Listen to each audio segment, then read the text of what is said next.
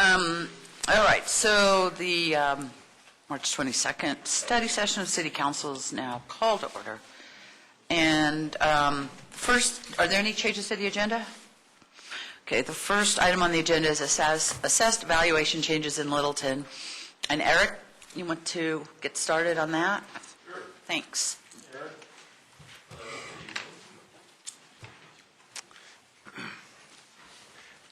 Let's see.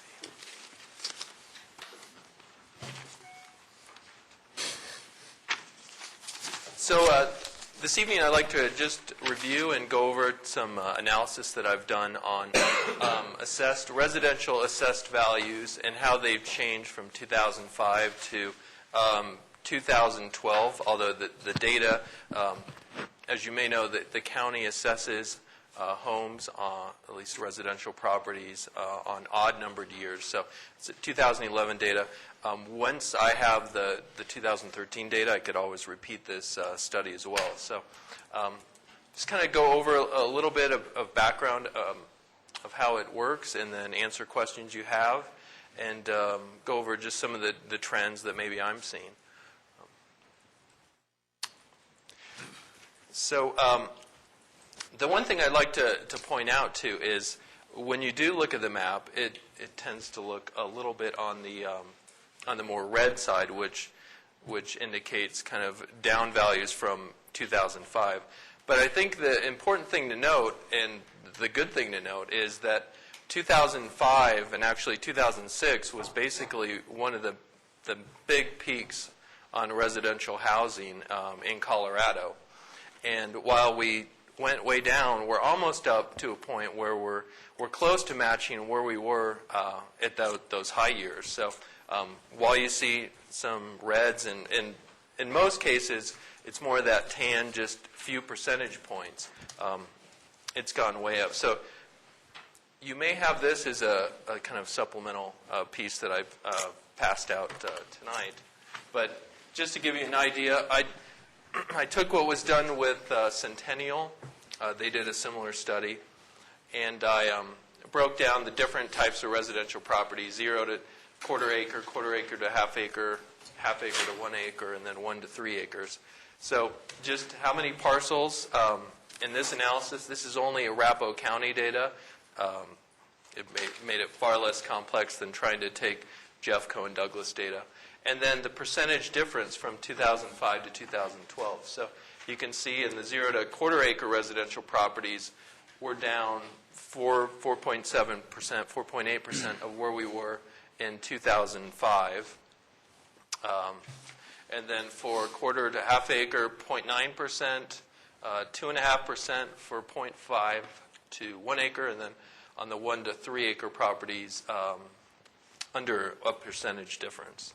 Yes. I'm sorry, Eric. Do you want us to ask questions when you're done, or? It doesn't matter, actually. Yeah, it'd be a good time. You mentioned the Centennial study, and I recall seeing that. I think when we had a joint meeting out there, they did their presentation. I was wondering if you recall what what our percentages look like relative to their percentages for the same splits. And they did differ. I think we had different ways of going about it. I did have a meeting with the county to go over my data. I know Centennial did it for a large area expanse, so more than just Littleton. I think they did it for Douglas County, Jefferson County properties, so kind of the whole South Metro region. I just focused on Littleton. So my numbers were different, and I did go and talk to with the county assessor staff about the differences and how mine work, and they felt pretty comfortable of my analysis. Were ours more or less favorable than generally what you were seeing on some of the other metrics? I think ours favored, or this study favored better as far as the differences go. Us? So, yeah. Oh. Well, as compared to other cities? Yeah. I'm not sure as compared to other cities. I can't harken back to Centennial, but I do know that as far as Littleton to Littleton with Centennial, these numbers came out for whatever reasons, maybe because I only took Arapahoe County data or whatever, seemed to work out pretty well in our favor as far as differences go. Okay, thanks. Sure. Yes, Peggy. So on the actual numbers and so forth, how How reliable are those? Well, it comes straight from the county assessor data, so they're always, Well, so let me say. Yes. Because I figured my own house, and ours declined less than 1% in one of the blocks that shows down to -2. In the, anyway, but in that one range that's -9 to -2. right. Mine was less than -1 Oh, okay. in that color that I can see my house, so. Let me check, and part of it is, the county might now be reporting on their website the 2013 data, and this is actually, they call it 2012 I data. did the same, I got all the data from me, so I'm looking at the same years that you are. Okay, would you looking at the 2011 data then? Okay, maybe we can check. Okay. I'd like to check that out and see. I mean, I figure if I tell you that, then you'll see if there's a blip somewhere. Yeah, sure. Thank you. I'd be happy to do that, sure. And I might just forward real quick to this slide, which is interesting from the, grab my notes here, from the Colorado Division of Housing. Just kind of a nice graph showing the home price index for Colorado at the top, the U.S. here. And when we started this analysis, so 2005 is right about here. So you can see how things were way up almost to the highest point in 2006. And over time here, of course, dropped down. You can definitely see how it dropped down here as far as the index goes. So this is year-over-year changes. So positive changes of assessed value, and then 2007 when it really went down, the home values. And then you can see it's headed back up. So definitely the trend's back up, and I think because we're seeing not a huge difference between 2005 to 2012, that you can kind of surmise that home values are coming back up, and which can't be a bad thing.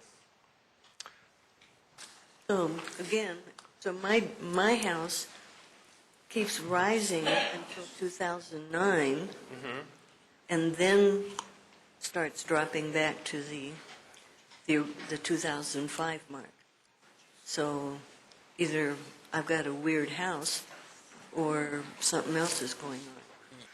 Yeah, I probably have to go to the county. I did ask the county if they could attend. They had, I think, some big data work going right now, so they were unable to send somebody. But that could be a question, too, that I could have answered with the county assessor. Because I thought that was maybe reflecting that bubble and when the bubble really started crashing. But, I mean, when it, anyway. But I'll get with you, and then you can see if what's what. And a lot of these are averages, of course, too, so. Yeah, yeah, The houses are individual houses designated on the map that he gave us, so we can. Yep, no, I think checking that, but that last slide, to your point on the last slide, is their averages. yeah, and I do have a spreadsheet with every residential property in the city that we could go and find exactly that, so. Yeah, Bruce. Not really directing it to you, but just to make a comment, since my wife and I have been on the new home search for about 1.5 to 2 years, and so we really paid a lot of attention to this, and it was very hard for us to find the house that we wanted in Littleton, but we worked with a realtor very closely who is in the South Metro Realtors and shared a lot of information with us. And the 80120 zip code is a pretty strong zip code still in that realty world out there, and she attributes it to the things that we know about Littleton that make it desirable, like the schools and the sense of place, also the trails. So in talking to some of the other folks and in talking to the assessor, it seems as though, although those numbers are significant, when you move out to Aurora, or you move out to, you look at that bigger chart, you'll see that we weathered the storm pretty well. And I can tell you that the home prices are moving up again.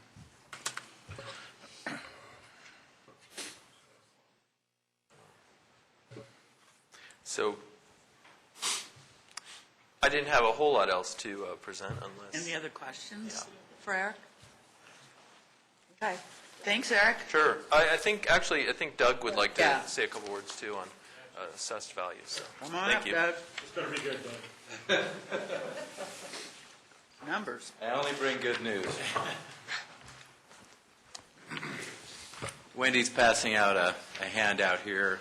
Michael asked me to put together some information that would supplement the discussion tonight on assessed values, and in particular property taxes, and this is going back to 1992. So it's just a lot more data, but I just wanted to present it to council to kind of look at the trends. As you can see, the overall assessed values in the city are in the first column. We've got the actual property tax levy that the city levied in the second column, and of course the mill levy rate's been 6.662 since 92, so that has not fluctuated. And then you can see we calculated the actual tax levy percent increase, and the average over this 21 years has been 4.6%. And if you look at the inflationary rate, which I just used the Tabor rate for the state, it's been 2.8% on the average. So if you look at the overall actual tax levy, it's exceeded the Tabor inflation rate. And we thought, well, we'll take a look at new construction, because obviously there's been a lot of new construction in the city over the 20 years. And so we pulled out the new construction, and we looked at that brown column right there is just an inflation-based levy. So if we just excluded new construction overall, it would be that $50 million figure. And then you can see the new construction values per the 3 counties. That's just a summary of those over the years, and the cumulative new construction. And then we've also got a blue column, which is the actual levy net of new construction. So that doesn't have anything to do with the inflation. But the $55 million, you can see when you take the actual levy, which would include, I guess, the market increases over the years without new construction, we still would have accumulated $55 million compared to the $50 million just based on inflation. So there's a whole lot of different ways you can evaluate this, but this is just some information we wanted to pass out to council.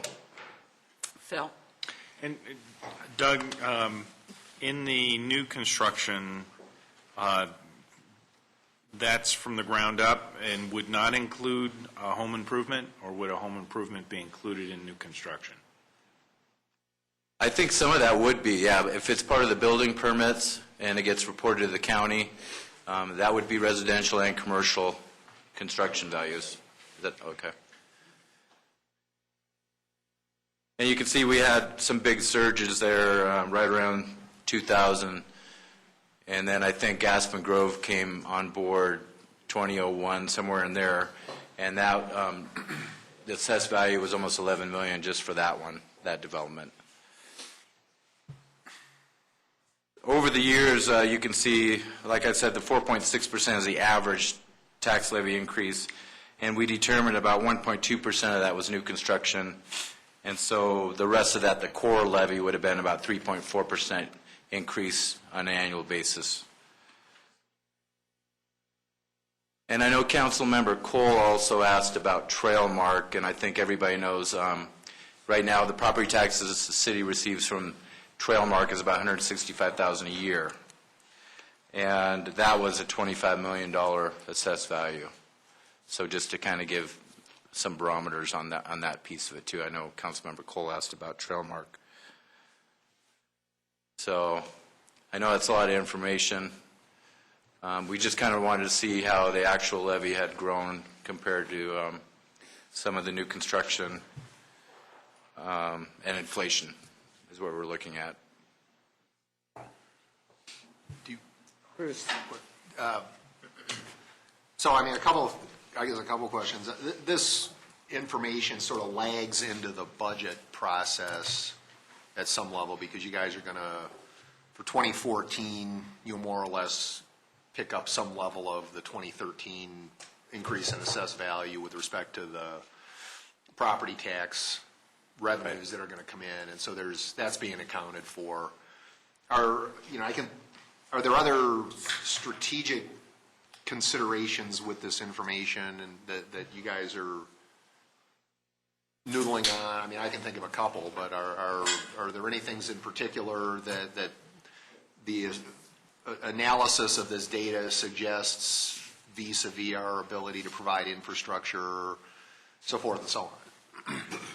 Well, I think it shows that, I think we have weathered the storm pretty well. You can see assessed values over the past few years.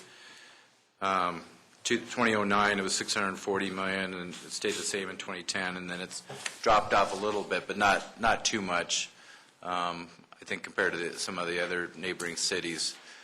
But overall, the expenses are probably increasing more rapidly than, obviously, the property taxes over the last few years.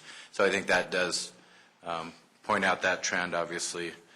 And so we're having to, reduce some of those expenditures because of our revenue constraints. And I did go back and actually look at, I know Michael wanted to also look at sales and use taxes. And so I looked at a more recent trend for sales and use taxes over the past 10 years. And that has been basically a break even on an annual increase basis, which is a little surprising. So that was about a 0.3% increase on an average basis, because that can really fluctuate. But you can see how we've really had to tighten our belt because of those revenue constraints. Sales and use taxes really have to pay for a lot of the services in the general fund. And then a lot of those building taxes also go in the capital projects fund. So some of those needs are kind of mounting up in the future, and we really don't have a steady revenue stream to keep up with a lot of those needs. And this, you may have said this and I maybe missed it, but it's residential, but that's single and multifamily units, correct? Yes, it does. It's residential and commercial in this study here. We did not separate out. This is the whole enchilada. Yes, that's true. Okay.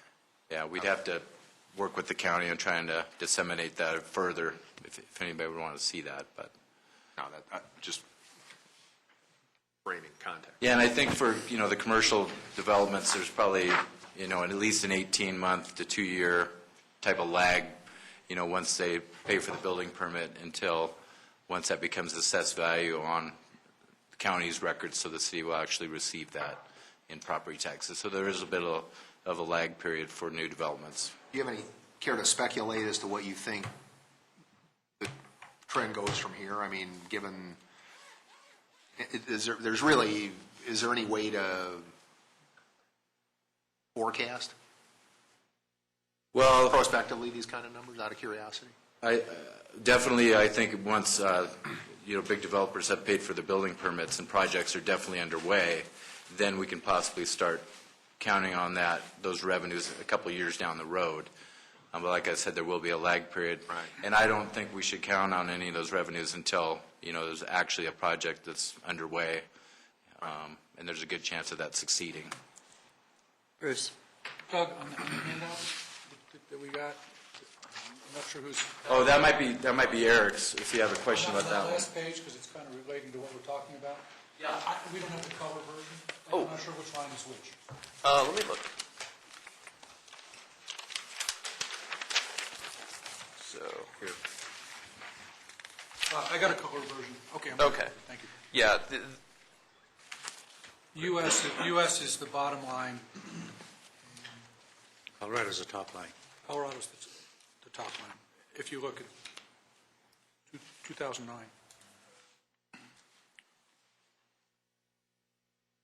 And I'm not going to argue whether commercial is included, Chris, but like if I go into my electronic version and blow up downtown, there's a lot of it that's gray and doesn't show a change. Right. Those are commercial properties. So commercial, this was only residential. Okay. Should be. Mm-hmm. Yeah. Yeah, Eric's was a follow-up from Centennial's Got it. presentation. Okay. And then we just thought this would be a good opportunity based upon what Doug and I have been starting to look at. And to answer your question, we're very much in the preliminary stages, but we thought it'd be a good opportunity to bring it.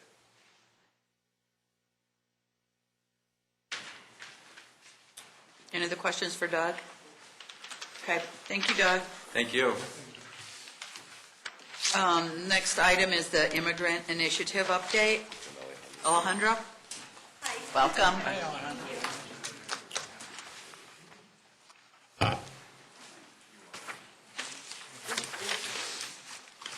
Thank you.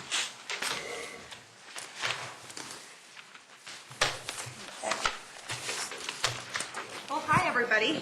Hello. Thank you. I feel like Okay, well, Michael had asked me to put this presentation a few months ago, so I'm now honored to come and tell you what I'm up to there at the Immigrant Center. I think Wendy went ahead and passed out the PowerPoint presentation. Thank you. Some of the stuff, most of you already know what I'm doing, and I'll just kind of briefly go through some of the very important impacts of having the Immigration Center there at the library.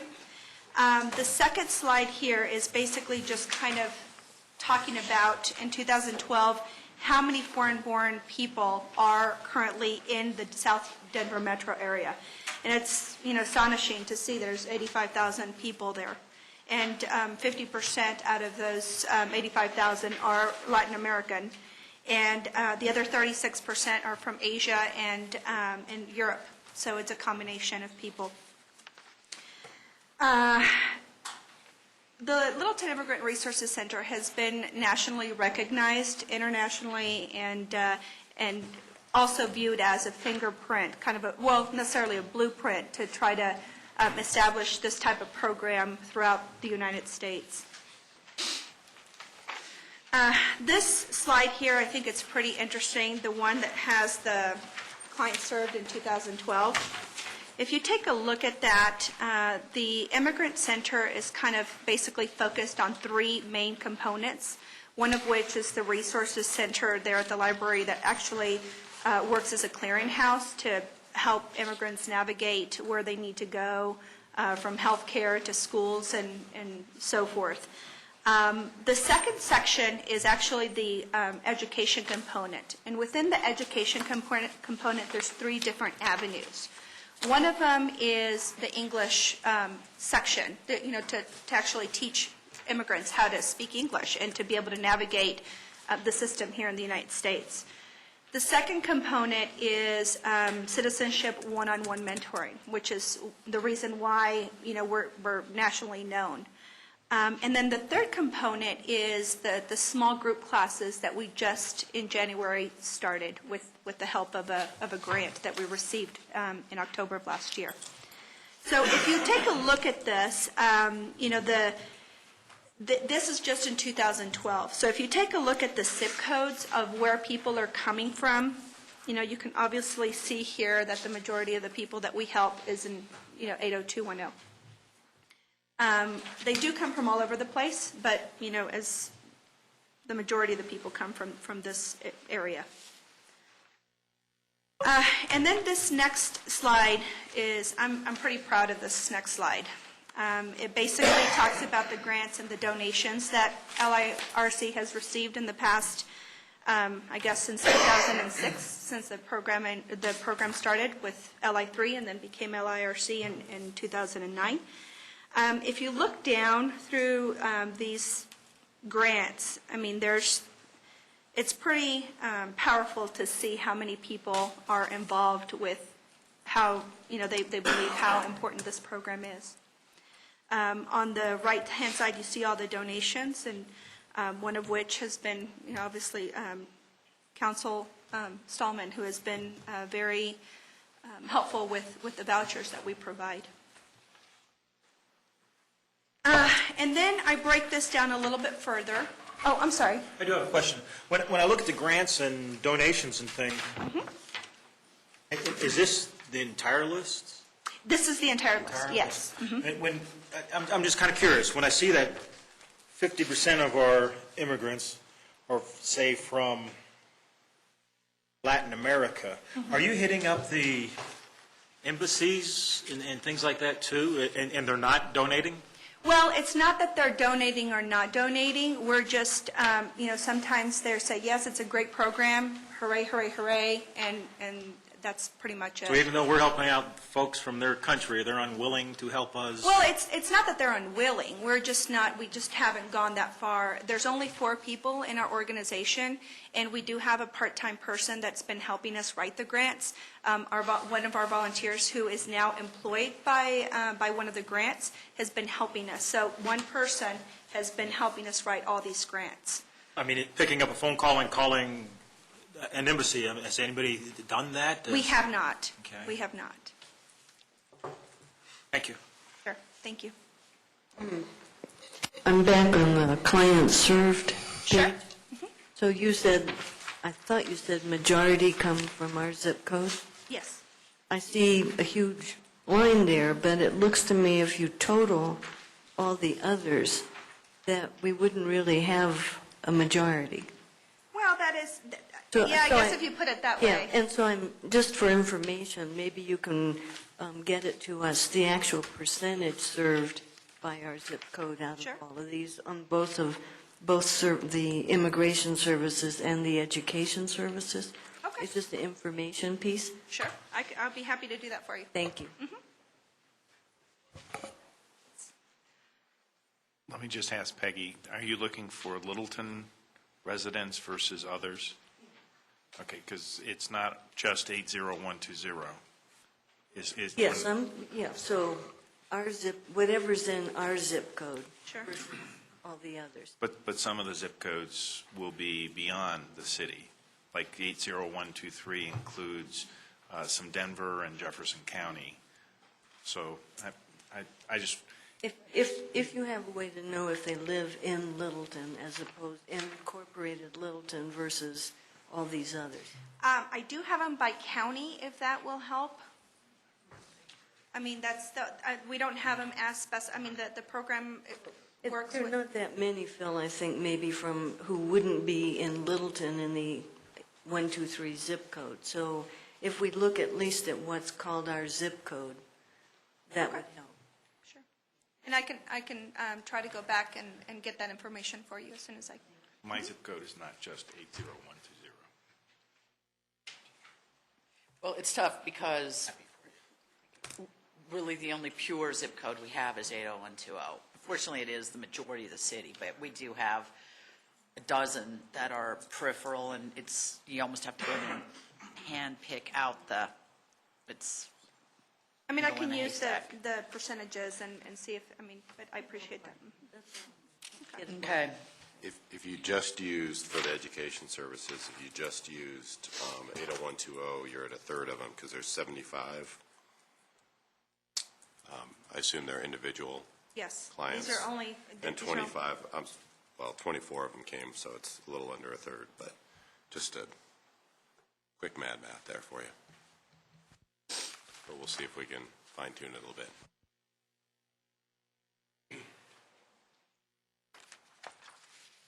Anything else? Go ahead. Okay, so just going back to the budget and the grants here, I think it's pretty exceptional from such a small program, because we are very, very small, to have gotten this amount of money just to begin with. And for USCIS to even look at us like, a program that's worthwhile investing in. So just to. Okay, so I think the last slide here with the budget, this just kind of breaks down the grants and the donations that we have received that, have been brought into the city versus, the contributions from the city. Obviously, there's a lot of in-kind donations from the city, like the space and, the housing and phones and what have you. So this is just a great breakdown to see where the money is coming from, year by year. Alejandra, if you don't mind going back over to the grant and donations. Sure. Could you just give us a little bit more detail and kind of good news story, I guess, of these grants? I mean, they're very competitive. It takes a great deal of time to write these grants. Many of them are very difficult. You've got some of these where you've got 6 figures that you've been awarded. So if you could just kind of give us some of the success story of that. You mentioned the USCIS is that was quite a coup to get that. So why, what is? Well, and there's another page down here, but I'll just kind of briefly go, it's like the third page down. Basically, what happens is that USCIS, first of all, USCIS deals with fees. They're fee-based, especially with the naturalization portion of their program. So what happens is that each client that pays is what helps employ somebody else at USCIS. So their focus is to get as many naturalizations possible so they can continue helping people become naturalized. If you go to, I think it's the third slide down where it says U.S. Citizenship and Immigration Services, on the top part it says 17 of the top 20 states, that have naturalization, the most naturalization applicants, one of them is Colorado. But we're at the far end. So there's obviously California, there's New York, there's Florida, there's Texas. Those are hubs of immigration, if you take that into consideration.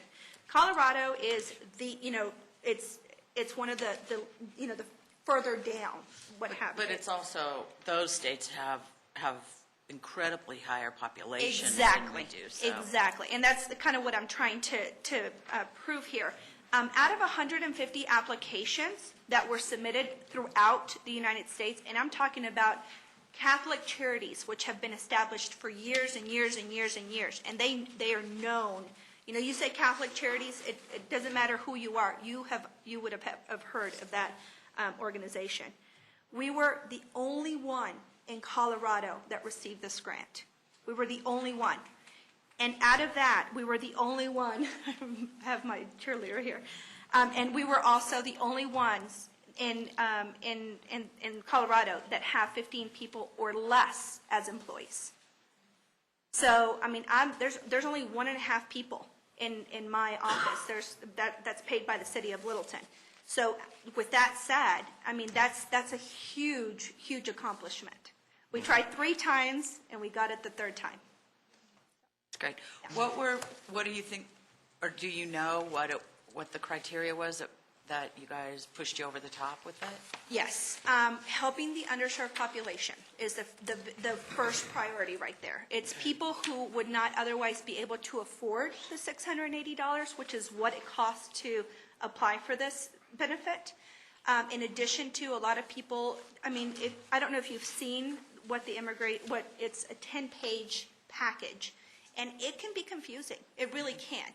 So for somebody to go out and try to find somebody who's actually trustworthy, because they're the attorneys that can charge you $1,500 to $2,000 just to process the paperwork.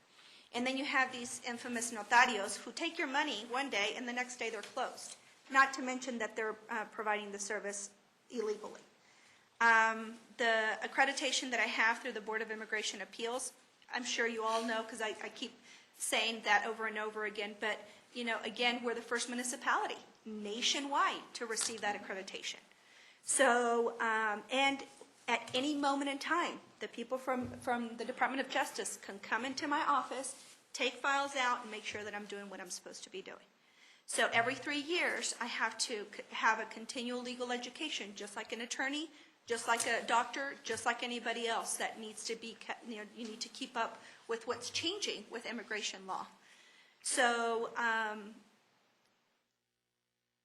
for me, I feel like it's a really, really huge accomplishment to be able to have all of this with nothing. 7 years ago, we didn't have anything. And all of a sudden now we have this grant and we have this accreditation and we're seen as a blueprint nationwide.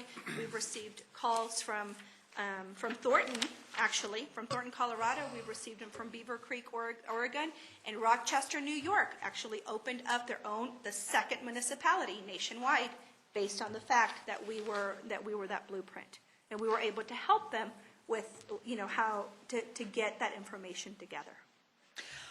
On the grants, are any of these reoccurring, or do you have to reapply? We have to every apply single year? every single year. So with the USCIS grant, it was a 2-year grant. It was it was a little shy of $150,000. And that's a 2-year grant, and that actually helped us bring in somebody who is specialized to teach the classes, you know, the small citizenship classes, to be able to get more people through the pipeline. As a matter of fact, I was just going to give you this number really quick. Just in the past month, I've submitted 28 applications for naturalization. Out of those 28 naturalization applications, they came from 13 different countries. And I'm talking about Iraq, Iran, Bulgaria, Denmark, Mexico, Kuwait, Qatar, Liberia, Libya, former Yugoslavia, to believe it or not, Colombia, Peru, the Netherlands was another one, and Canada.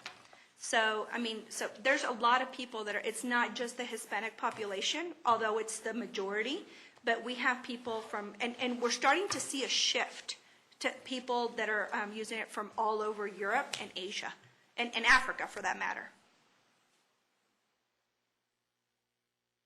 Jerry?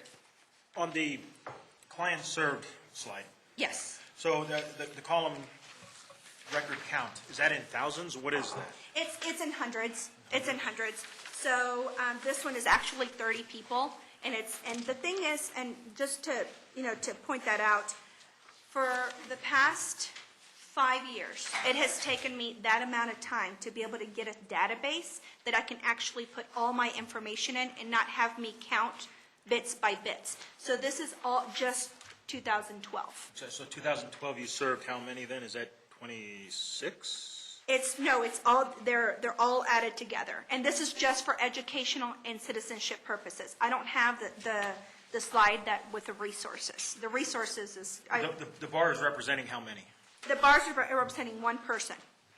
So it's like, for 80210, it would be 24 people. 26? 24. Oh, I'm sorry, I'm looking at the educational services. Yes.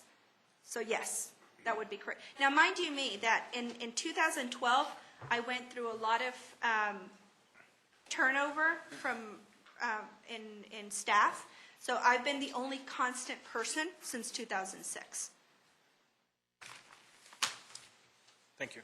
You're welcome. Bruce? When I was at the National League of Cities, one of their 3 agendas for this year is to push for a sane, logical, reasonable immigration policy from the feds so that it could be implemented down. Because the reality that they presented was more than 50% are in the suburbs of immigrants. It's not a big city problem as we have tended to believe that it has been, and it maybe historically has been in the past, where immigrants went to the New Yorks, the Los Angeleses, the Miamis, those kinds of cities.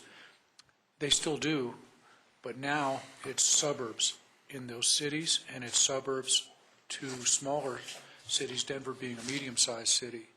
And it is a trend that is growing exponentially now because the services, the education opportunities, and those kinds of things are more prevalent in the suburbs than in the inner city. But it's also creating that tremendous drain that we're dealing in the first ring suburbs with tremendous crushing requirements for services with not much federal help to do it. We went to the White House, and I was able to talk to the director, the president's appointee for immigration policy, and I brought up what we've done here in Littleton, and there were probably 30 other cities around the table there, and it truly is the pinnacle of what they think is exceptional. Of course, it isn't costing the feds anything, and that was comparatively to what many at the table felt that they should be contributing. But it was there were a few cities that have, as you said, contacted you, and some specific individuals who were very familiar with it. And I think everybody agreed at the table that this kind of way of trying to help at the local level is probably the pattern that works, because the feds are broken and they're not going to fix. Thank you. Peggy? So you have an incredible number of volunteers, I believe. So can you give us some idea of how many you have that are teaching, helping teach English, and how many are mentoring in other ways? Yes.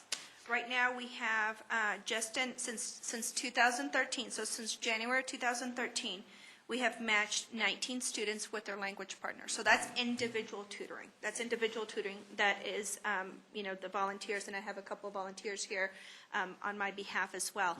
And then we've had 9 students enrolled on one-on-one mentoring for citizenship. So there's a difference between citizenship and language partners. And we have also enrolled 48 students in 6 different small citizenship classes. So that right there has taken the bottleneck away from us, because you don't have this graph. This is one that I just printed out this morning, but I don't know if you can see the trend here. This is actually from January 2012, and it kind of goes down, down, down to January 13th, 2013, that it goes way up. And the reason for it is because we added we have more people to help us. We have the staff. We have a full-time staff member that's paid by USCIS grant. And I wasn't the bottleneck that was holding we had all the volunteers in the world that helped us, and we had all the students in the world, but it was trying to match them, which is a full-time job, just to match those people, and trying to have the office to continue rolling with things that were more important, like getting people through their naturalization, so we can in turn get more grants to open up the business for more for more people to go through the process. So I don't know if you want to see this or not, but it's just kind of just a little quick graph here that just kind of shows the jump after we hired Rachel as a full-time employee through the grant. Can you use more volunteers? I can always use volunteers. Some people will be watching, so can you tell them a little bit of what Sure. you do and how? Sure. Kim Graham, who is another, so I'm going to take 2 steps back. The office right now has 4 employees. It has myself, which is a full-time employee that is paid by the city. We have Mariela Cajal, who just started. She's actually an attorney from Bolivia, and she's a part-time employee there with the city of Littleton. And then we have Rachel Grassi, who is full-time employed through the grant, through USCIS grant. And then we have Kim Graham, who is a part-time employee paid by the Department of Education and LPS that Jim Woods helped me write the grant to fund that. So Kim, going back to who is helping, because it is a full-time job, Kim is actually helping with the matching of the volunteer student coordinators. So now that we have technically a fully staffed organization, it's really easy for somebody to say, you know what, I'm interested in volunteering. It's like, you know what, I'm going to connect you to the volunteer student coordinator. She takes off and she starts matching, the volunteers with their students. So the time that it took from when I was there by myself to when we went through all the change was a total of 6 months that it would take for me to actually match somebody with students to under 30 days. So we actually have a lot of people that are doing what they need to be doing, which is, prepare themselves for a better life here in the United States by learning English and becoming a citizen so they can get better jobs and what have you. It's kind of like a domino effect. The volunteers, if I understand, might work with somebody during the day or the evening or Yes. weekend, so it's not a lock-in commitment. Correct, and that's what makes the program so unique. It's the fact that it's very flexible. We have clients that are working 2-3 jobs, and they can only meet on Saturday mornings. That's their only free time. So we gather the volunteers' information, and we assess, say, okay, what works best for you, and we have this criteria and the system that we're able to put together that now brings up the people that are available. We send them a mass email, and then we say, okay, we have these amount of people that are available at this moment in time. Who is interested in taking one of these, 1 or 2 or 3 students? And that's how the system is working They right can now. initially connect with you by going to the library? They can come to the library, or they can make a phone call, we have our own phone there at the library, but they can come in. I think you're on our website, too. Yes, Bruce? The path to citizenship, how long does it take? 4 months. It takes 4 months, with a caveat, that from the time that they are permanent resident aliens, which is an awful way of describing foreign nationals, but that's the term that they use, to the time that I submit the application, to the time they become citizens of the United States, is a total of 4 months. It used to take, when I became a citizen, it took me 18 months. So the time has definitely shrunk. Bruce? Yeah, the model is exceptional, but I think in any of these organizations, there's someone who's got the passion who makes it all work, and I think to a large extent, you're the secret sauce. Thank you. Thank you. In the recipe, I guess is the word I'm looking for. But personal testimonial, our oldest son is engaged to a gal from Bulgaria who's actually been accepted at law school, and they've been going through the process of trying to figure out how to navigate all this. So, I mean, the fact that she's been accepted at law school means, they're not without skills in terms of trying to figure this stuff out. They're confused. I actually called Allie the other day, today, Yeah. and briefly explained the situation. I said, do we need to get an attorney on this? She said, oh, no, you're boom, boom, boom, boom, boom. And you're definitely a resource with a capital R. I mean, it's astonishing, and it's broadly constructed. It's not just people who are immigrating. It's people who have relationship questions and anything that has to do with immigration and naturalization that you're extremely well versed on and very easy to communicate with. So thank you. Thank you. That's one comes to Littleton, Colorado. Well, and Alejandro, I have some contacts at Colorado Heights University. Yes.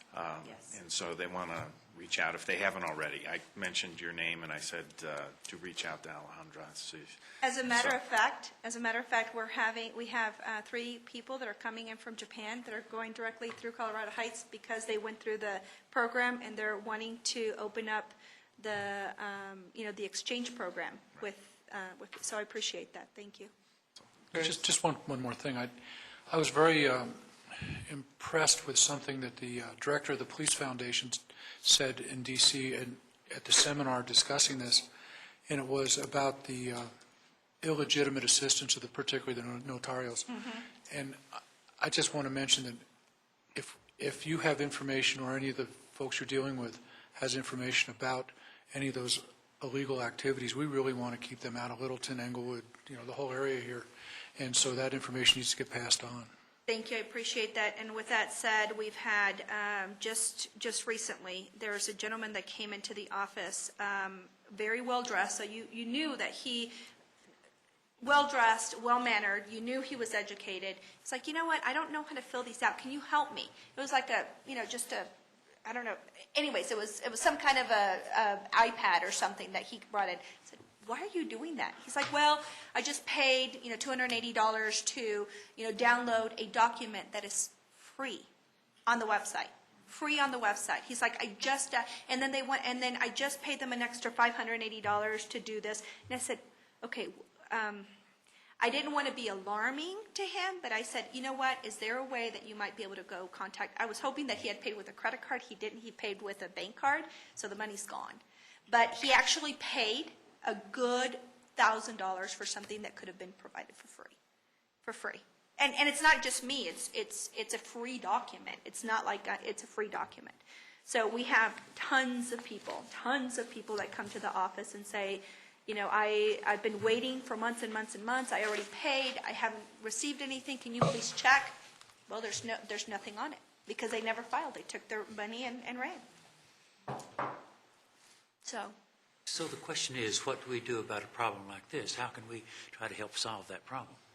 Well, it's to inform people as much as possible. We're having, Kate Seifert, she's a community relations from USCIS, have webinars. She comes in and talks to the schools. I actually have her coming in on April 2nd to the high school to present on unauthorized people, notarios, as well as the new reform for childhood arrivals. So we're starting to get a lot of that information through the government directly. So it's the word out directly from the government that is indicating. We have, if you go to the Department of State website and Google Littleton Immigrant Resources Center, we are there. When people go to USCIS here to have any information about anything, they will give out a sheet of paper, and one of those names is our office. So, I mean, it's something that's it's something that we need to continue informing people as much as possible, because unfortunately it's going to happen and it's going to continue happening. And, programs like ours that are supported by the city, that are in the Littleton Public Library, that are very official. I mean, we're not hiding anything. We're right there. We've got the windows open, and that know that we're legitimate, that people can come in through our services. So by doing some education through to children, might be able to carry that message back to their parents about the stuff that you just described that they can get for free and not have to pay the money. But getting that concept across, is that going to be a difficult task? Yes and no, because I found out that when people feel comfortable with you,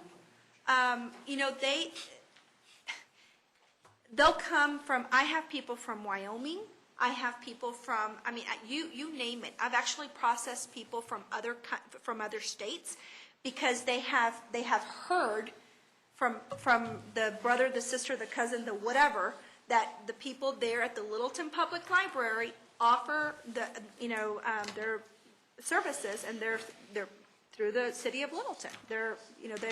We're very official, very, very official. The other thing that I wanted to mention, I don't know, that I see a lot of faces that have been here since 2006, but USCIS just contacted me and reached out to see if we wanted to offer more ceremonies, because they're offering them. Again, they had closed them because they had built a really nice big building there off of Arapahoe Road.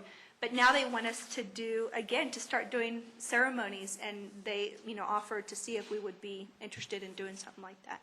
So I've talked to Tim, but we haven't really figured out what the next step is. That's great. Anything else? Good job. Keep it up. Thank you. Yes, very good. Okay, our next item on the agenda is discussion of future potential ballot measures. And Lori Weigel? Lori? Do you need some help get on the, Wendy can.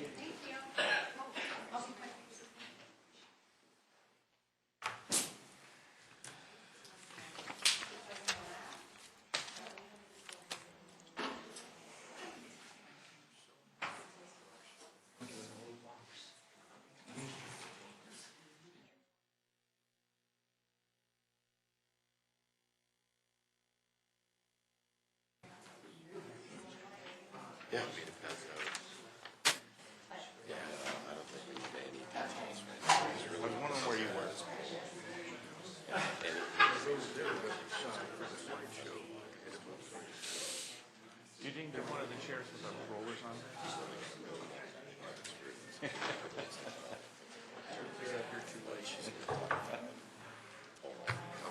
In the context of, you can't just throw this stuff out. Okay, sure, let's put this on that. Yeah, so it's not, it should.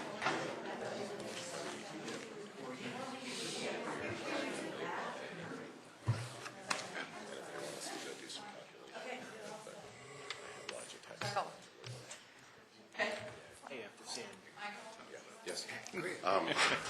Sorry. So over the last year, I think there have been two conversations that kind of have gone on piecemeal-wise. One is different, primarily charter cleanup discussions. I know Councilmember Cole had several of those. And then more recently, there have been some more specific discussion. And then as we've been talking about revenues and expenditures, the council has talked about a variety of different tax revenue components, which of course require a vote of the people. And as we are starting to get close to November election, I thought it would be useful to have Lori come in. She does polling specifically, and talk to the council about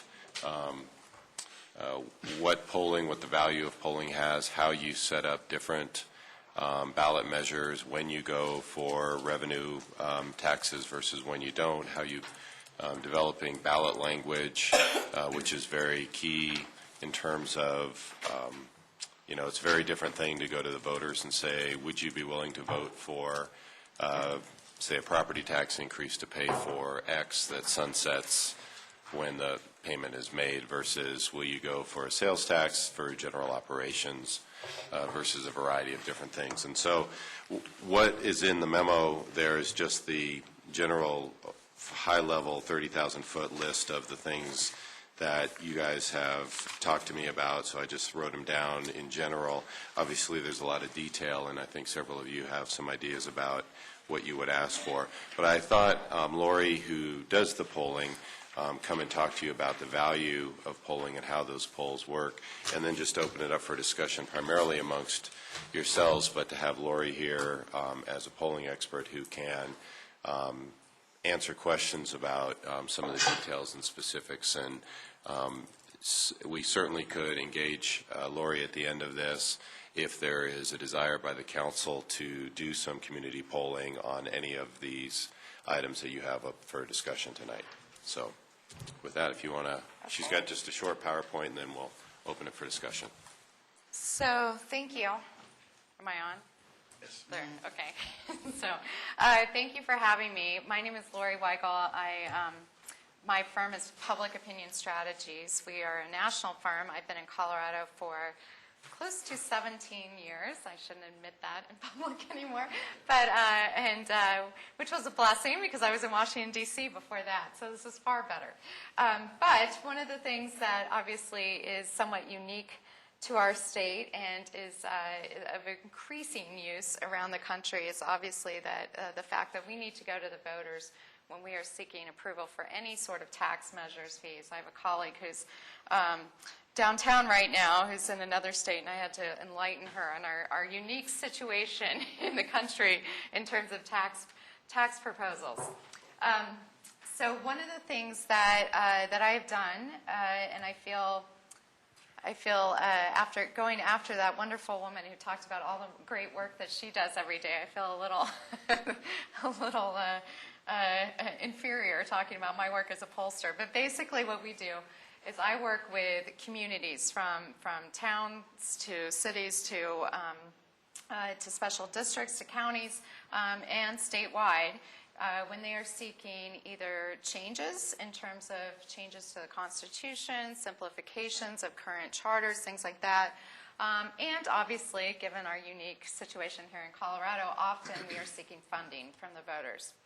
And so there's some truisms that we found to be the case over time, and I just wanted to share you some of those. This is primarily focused on tax measures, but I think a lot of the things that we're going to see in terms of talking about the importance of ballot language and how we craft that, how we explain things to the voters, really stands true no matter what the proposal is before the voters.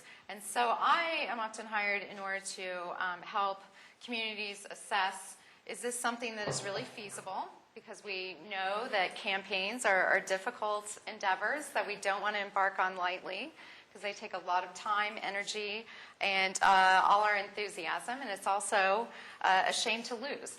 And so I've worked with Littleton Public Schools, I've worked with South Suburban Rec District, I've worked with City of Denver, to folks on the Western Slope, all around our state, in trying to assess ballot measures, and you'll see a few examples in here of things out of state. And the way we do that, typically in Colorado, the best way we still have to date is telephone polling, because we are blessed in Colorado with good voter files and good county clerks that keep those up to date, that also include cell phone information. And so we can call really representative samples of voters within any specific jurisdictions that are determined by the clerks, and do that in a random stratified sample. So, and typically for a community, it's usually somewhere in the 300 to 400 person range. And I won't go through all the margin of error distinctions, but just to give you some perspective, when our firm polls for the NBC Wall Street Journal poll and CNBC and some of those national polls, we're only speaking to 800 to 1,000 voters to represent all Americans. And so 300 to 400 to represent the city of Littleton or any other district like that is typically a fairly robust sample. So why would we want to do public opinion research? First of all, we want to assess how people are feeling.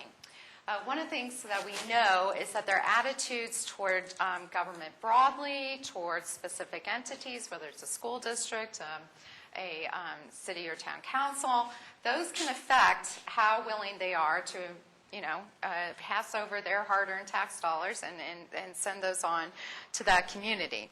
So we want to test support for that public entity that's involved, that's asking them for those dollars. And we also want to simulate very closely ballot language so that we can understand, and obviously we have restrictions here in our state through Tabor on how exactly those are asked. And there are, attorneys who spend all day helping us craft that language. So that's important to really see, and that's the one thing that we know every voter who actually checks a box there or even who skips over is going to see is that ballot language, and it's of ultimate importance. We can also, and I'm working on this right now with a community in Ohio, we can determine what are the tax thresholds. Is this something that if we change from say 0.2% to 0.5% for sales tax, is that something that's going to affect how they feel about it? I just want to let council know that we do have this PowerPoint, Right, and we so- can get it to you, so I was taking copious notes also. Okay. So, all right. thank Good, you. Good point. I should have mentioned that. Also, timing. One of the things that we know that really affects responses sometimes, not always, is the profile of the electorate that is likely to participate in that particular election. And so when we experience something like a 2012, November 2012 election, obviously there's lots more people voting. And as some of you who stood in line that day or, who saw some of the communications and outreach that happened, that can look fairly different than say we're at an April election or this November, for example. And that profile of that electorate tends to be somewhat older, tends to be a more stable population. They're homeowners often rather than renters. So how does that affect us? Well, often what we see is that people on constrained budgets and restricted budgets are less inclined to pass over their hard-earned their dollars in a tax measure, and so an older electorate is often less apt to depart with their tax dollars. Moreover, those who own homes often feel a little bit differently about raising property taxes than renters who don't see it quite so specifically and feel that transaction quite so accurately.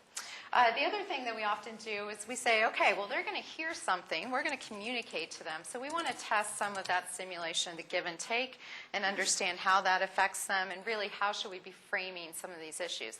That's really important when we're thinking about, say, charter changes, simplifications along those lines, because what we're doing is often written in that ballot language in a somewhat confusing manner. And so how would we tell our neighbor or the person that we bump into here exactly what that provision is meaning and what that would do. And then we also want to look, frankly, there are some people that are just locked in, especially on tax measures. They know how they're going to vote no matter what. But there is a group in the middle often that is more open to consideration and information. We want to understand who that is specifically. And so the things that we look at are really initially when we present this to people, do they support it or not? Is it at all feasible? And we have some truisms that we've kind of adjusted over time to say whether something is worth seeking, going forward with or not. Often it's helpful to be somewhere at least about 55%, indicating that they would vote yes initially. 60% is even safer, but that doesn't happen quite as often as it used to. Who is supporting us or not? Is there some sort of path forward? Can we see that even if we start at a 49%, that there's a group of people that as we provide information, that they change their mind, and by the end of the survey, they're more supportive. And essentially that, almost to the last bullet point, after they've heard both sides, then will they support us? And then, obviously, we all talk within ourselves, and sometimes I call that being in the bubble. And so we're talking to people who have lots of information, who are willing to show up at a meeting on a Tuesday night, who know what's going on in the community. There's lots of people that are not quite as enthusiastic about what's going on at this level of government, and so they may not be quite as informed. And so it is that is sort of our insider assessment. Does that bear out when we are able to reach out to those people that are specifically going to be able to vote on that type of a measure? I'm going to go through some of these quickly because this is really how we structure a questionnaire. Again, as I mentioned before, we test the ballot, then we test parts of the package because sometimes there's options in terms of exactly what is being funded. Here's one thing we know. I say the irony of Tabor is that it is actually, in many cases, increased confidence in government in our state because we have to be very specific. We know that telling people that money is just going to pass through to a general fund is not enough. That is not adequate. We need to describe exactly, and we can use phrases like including but not limited to, that provides some flexibility for emergency situations that might arise. But being able to paint a picture to the electorate of exactly where their funds are going is of utmost importance, and is something that whether it's a school district or whether it's any sort of entity in the state, you really have to, it's a big part of what we pull on to understand the needs and priorities of those voters in that community. And then we know there's going to be people that are going to be critics, and there's going to be people that are proponents, and we need to understand if they heard that sort of simulation, if they're reading the letters to the editor and what have you, exactly how does that impact them? And then that tax sensitivity. If they understand exactly what it costs them, which is often like the second paragraph of the community newspaper, how they describe the proposal, then how do they feel about it? Because that can sometimes actually increase support. If it's less than what they might have imagined, it can sometimes deflate support. And then we want to know finally at the end, if we give them that chance after they've heard a lot more about it and we've sort of fleshed out what might happen in the public dialogue over time, how do they feel about it? So for example, this was one case where we tested two different packages. This was a bond measure. There was a clear difference in terms of people's willingness to support at different levels of funding. Obviously, I think we would all say that probably the one at 63% is a little safer to go forward. And so sometimes we have to curtail our expectations of what we might be able to do with certain funds if it were to actually move forward, and trim back and create some priorities there. The other thing, this was Bozeman, Montana, which is experiencing significant growth. They wanted to do some work in terms of preserving some of the undeveloped areas within their community. And there's different ways of explaining that. And they had a variety of different types of things that they could do. And they didn't have to say exactly this parcel or that piece of land, but in describing some of the things that they wanted to do, and they actually incorporated a lot of this into their ballot language, so it was just as specific, and used some of that language. It helped them identify, okay, well, those lands along Bozeman Creek, that's something that really connects with people, and that's something that they want to protect and preserve. There was a list of about, I think it was a dozen other things that did not connect in this sort of level. Yes, sir? The arrows at on your last column over there that pointing up, does that mean it's Oh, trending upward? that was a rounding. That was just a rounding mechanism. Sorry. I think that got cut off when I incorporated it into this presentation there. But we also, in that particular community, just to keep with that theme, we also wanted to explain the rationale for why they might want to pass that particular tax measure there, which did pass actually last November. And part of it was simply that they were experiencing this kind of growth and communicating to people that, look, we're going to add another 20,000 people. within that small community in the next 20 years if rates stay the way they are, and that this is something that we really want to protect and preserve about our community, our quality of life. And in fact, it was attracting employers. They've recently gotten a number of different outdoor recreation manufacturers in Bozeman that had specifically come there because of the quality of life aspects there. So communicating those different kinds of things. Now, some of the other things didn't connect quite as well. So, so you can see that there's different ways of sort of skinning the cat, and that polling can kind of help us in terms of determining how we do that. This is a community in Florida, Ormond Beach, which is on the Atlantic side, that was looking at a beachfront park. And one of the things that we saw, and this was a fairly older community, very well established, one of the things that we saw was that they wanted a beachfront park, but they were a little hesitant because they weren't exactly sure how these funds were going to be used, and they needed to know there was some accountability. And one thing that we know in Colorado is we can write into the ballot language specific provisions, things that we're probably going to do anyway, like independent audits, for example. In this case, all of the money was going to land into creating this park. Zero money was going to be spent on administrative costs. That's often the case when we're dealing with any sort of capital issues. And for example, the public audit, that was going to take place no matter what.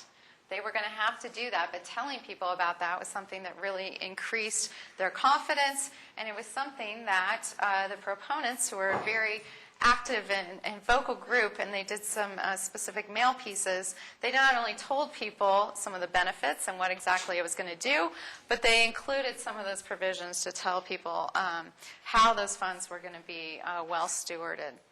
So really, in terms of the survey, eventually now, obviously, a sitting government entity can't, the town itself can't do some of those communications.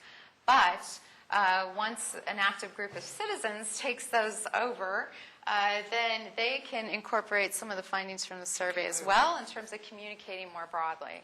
Can you talk about that just a little bit more from your experience in Colorado? That Yeah, point where the line happens I've got it. You've got it. I've actually got a line. So it's really when it goes to the ballot. When you pass it and say this is going to be on the ballot, that's the time that it can. But for a city or special district to poll in anticipation of the issue, that is a legitimate expenditure. That is a legitimate expenditure. Yep. Otherwise, I've been breaking the law a lot. So, yes, it definitely is, because I wouldn't do that. But be helpful to point that out to us. So I just included a real quick, I think a good case study. This was last fall. This was the Central Colorado Water Conservancy District up in Weld County that wanted to understand, this is what they wanted to do. So when I first met with them, they said, look, this is what we need to do. We need to have gravel pit storage and all this kind of stuff. We said, okay, well, and they said, we want to understand if voters are willing to raise their taxes in order to do this. And I've had other groups say, oh, we need storm drainage, or we need, whatever it is. Sometimes we have to do really unsexy things in order to operate and maintain our communities. So we looked at two different measures. Now, in this case, I showed you one where there was a real clear difference. In this case, no difference whatsoever. Margin of error distinction there between 60 million and 30 million. And what we did was we split the sample in halves, half heard 60 million, half heard 30 million. No difference whatsoever in terms of the reaction to a tax increase rather than to that specific amount. We went through and we tested a number of different potential benefits, and there's a theme here. All of them tended to focus on agriculture, and there's some areas within this water district that are very suburban, sort of Brighton area, and there's some that are obviously very rural. And but all in all, everyone was really concerned about local agriculture, wanting to protect and preserve that, and knowing those sorts of benefits was a lot more important than knowing exactly that they were going to create new reservoir storage, that they were going to increase the amount stored. Gravel pits isn't even on here because it was way down here. That just kind of turned people off. And so, so people are looking for, what do I get out of this? Right? And not really how exactly you do it. And in fact, when we tested that simulation, the give and take, those messages that related to agriculture, once again, topped the list. So we actually did something that's a little unusual in this case. They had written ballot language, and the bond attorney had worked on this, and this is what we were initially testing. After seeing some of these partial results, after 2 days, we said, okay, look, this isn't quite cutting it. Gravel mining areas and all this stuff is just terrible. Okay, so we need to explain this differently, and so we rewrote the ballot language and said it in a little more plain English, told people how they were going to benefit, and here's what happened. We went from overall 55% to 64%. So there are ways of crafting our ballot language. They're doing the exact same thing. Nothing changed at all. They're just explaining it a little bit differently and writing really clean, clear language.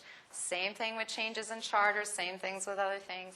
There's flexibility in terms of how we can write it so that it's clear as day to people, and they aren't sitting there going, what? Why are they talking about gravel? What's going on with that? And then when they actually did some mailings and did some campaigns, so what's the theme here? Agriculture, right? So we have a farm, and there's a kid with a cowboy hat and all these nice things. And talking to people, and it's informative, it's telling these things, but it's also, if you went back to that previous slide, you could also see that the benefits are very clearly delineated here for people so that they know exactly where their funds are going and what the benefit that they get out of them. And just talking to people in very plain terms about how to do this. So here's your line. So this is, I don't know that these months are exactly set in stone, but this is one of the bond firms that I often work with has created this timeline. And often it's helpful that, we're thinking about these things well in advance, so that we are trying to understand, and it's often we're having people write sort of a 500-word, what's our rationale for why we want to do what we need to do, so that we're able to then use that and incorporate that into the poll, that we're speaking to the community through town meetings, through other opportunities to really assess how they're feeling about these different ideas and where they think funds ought to be going, that we're creating databases of key influencers, people in the community that we're going to want to make sure and we reach out to. And then we're doing a survey, and sometimes we're starting in February, March, sometimes it's later, May or June. But the adoption of the ballot question is sort of that bright line, and I think that has to be done by August something. I apologize, I don't know the exact date this year. But once that happens, then it has to be taken over by that active group of citizens that you've already spoken to and identified, and you know exactly who those folks are, and they have already, incorporated a lot of the language and communications that was tested in the poll, and that's really when you have to make that decision. Okay, yes, we're going to move forward exactly as we thought. Oh, yeah, we're going to do it, but we're going to change some things based on what we heard in that community outreach of a poll, or no, look, we need some more time. We need to do some more education. We need to do some more outreach. We need to sort of bring people into this process and help them understand what the needs are in our community and what the situation is that we're looking at, so that we can then go into that phase where we have that group of people that is willing to do all that kind of stuff. And obviously, I don't think radio would be something you'd be doing here, but mail pieces are really, especially in this sort of election, are helpful. And sometimes we're doing outreach early on to explain people about the situation prior to that August date, prior to adoption. That is helping them to understand some of the dynamics and issues that we're doing, and that's a perfectly appropriate expenditure as well. Yes, ma'am. What about social media? Yes, and that should be on the list, and I'll remind them of that. It's of increasing importance, and I think one of the things that I didn't have time to show you, one of the dynamics that we typically see is for tax measures that younger folks are more likely and more inclined to vote in support of those measures, which is why when we're on the ballot is often important. If we're in an election where there's higher turnout, they tend to represent a more significant proportion of the electorate. And it's also an opportunity to communicate people through things like Facebook sites I don't know, they're making me tweet now. I'm not quite sure I like tweeting. But anyway, there's probably some younger people around that enjoy that sort of thing and want to do that. And so we see it's obviously it's of significant and increasing importance, and it's a great tool to reach out to people who are inclined to vote for it anyway, but may not be quite as active in some of the traditional outreach. They're not going to read the community newspaper. They're not going to look at some of those other things. But if they see their friend has liked something on Facebook, they may check it out there, and they may go and look at that more closely. So it's definitely something that I think is extremely helpful, and it's very low cost. And so advertising on those sites too can be very targeted. And is tremendously low cost. So. Thank you. Yes, sir. If we assume that we would go forward with some kind of necessity to do polling of our citizens, and so does South Suburban and so does Littleton Public Schools, having 3 surveys coming out to the same basic constituents, although the other 2 entities are larger than we are as a city. Is that a problem?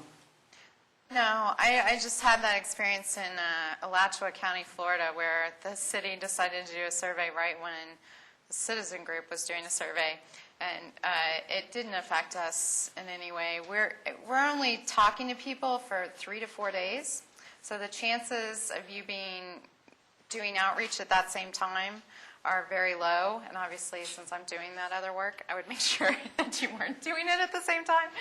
So that's one benefit of using someone who's a professional is that we are calling people fairly quickly, and so it's not some other groups have to extend those calls over a very long period of time, and you have more risk of bumping into people, but it really isn't a problem. Can you select who you're polling so that you don't duplicate the same citizen with 3 different polls?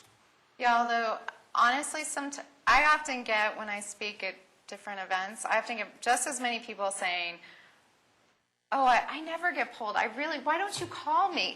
It has people that say, oh, I get called all the time. People are not shy in saying, oh, I don't want to be called.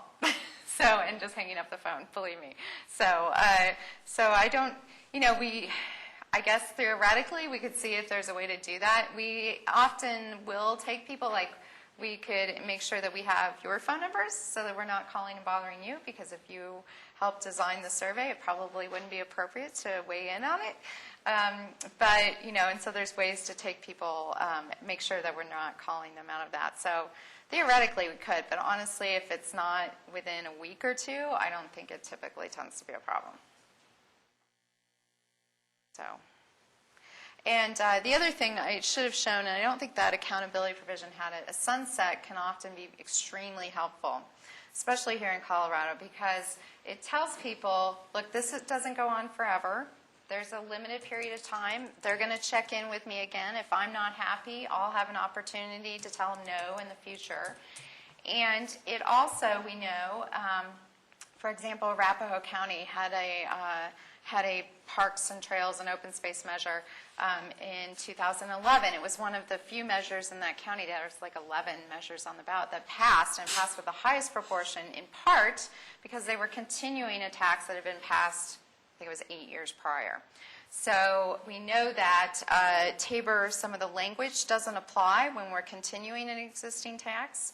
We can use phrases like, without an increase in taxes, shall the city of Littleton do X, Y, and Z. And so increasing our chance of success by including a sunset is often very much worth it, because it does increase voters' perceptions of accountability. It does increase accountability. They could certainly say no later on, but it also means that we're going to have more favorable ballot language going forward if you decided to extend that kind of a tax. So, speaking of sunset, is there a magic number of years? 5 to 10. And I ask that question because if you did a small, let's say you wanted to do a small property tax in order to back a bond issue, to do, I don't know, streets. You can't do it all in 5 or 10 years. You need a 20-year payout over that to pay out the bonds you got to sell in advance. Yeah, well, it doesn't apply, it's mostly for a mill levy override. I think the bonds automatically is going to go away whenever sorry, whenever that bond payoff is for. So we don't typically tend to use the sunset on a bond. I think I've got a water, sorry. I just got. Get one for you. Or maybe I don't. Yeah, I do. Thank you, though. So I can check on that, but I think it's mostly for a mill levy override. Isn't it, Michael? Yeah, because it's going to go away whenever we pay it off. Yeah, exactly. Right. Be if you did a mill levy as opposed to bonding for streets in your example. Right. In your experience, then, when you do the initial polling, and you really have to cover all the bases on that polling, because it doesn't look as though you get a second bite at the apple. I mean, the way you've got it timed here, it couldn't.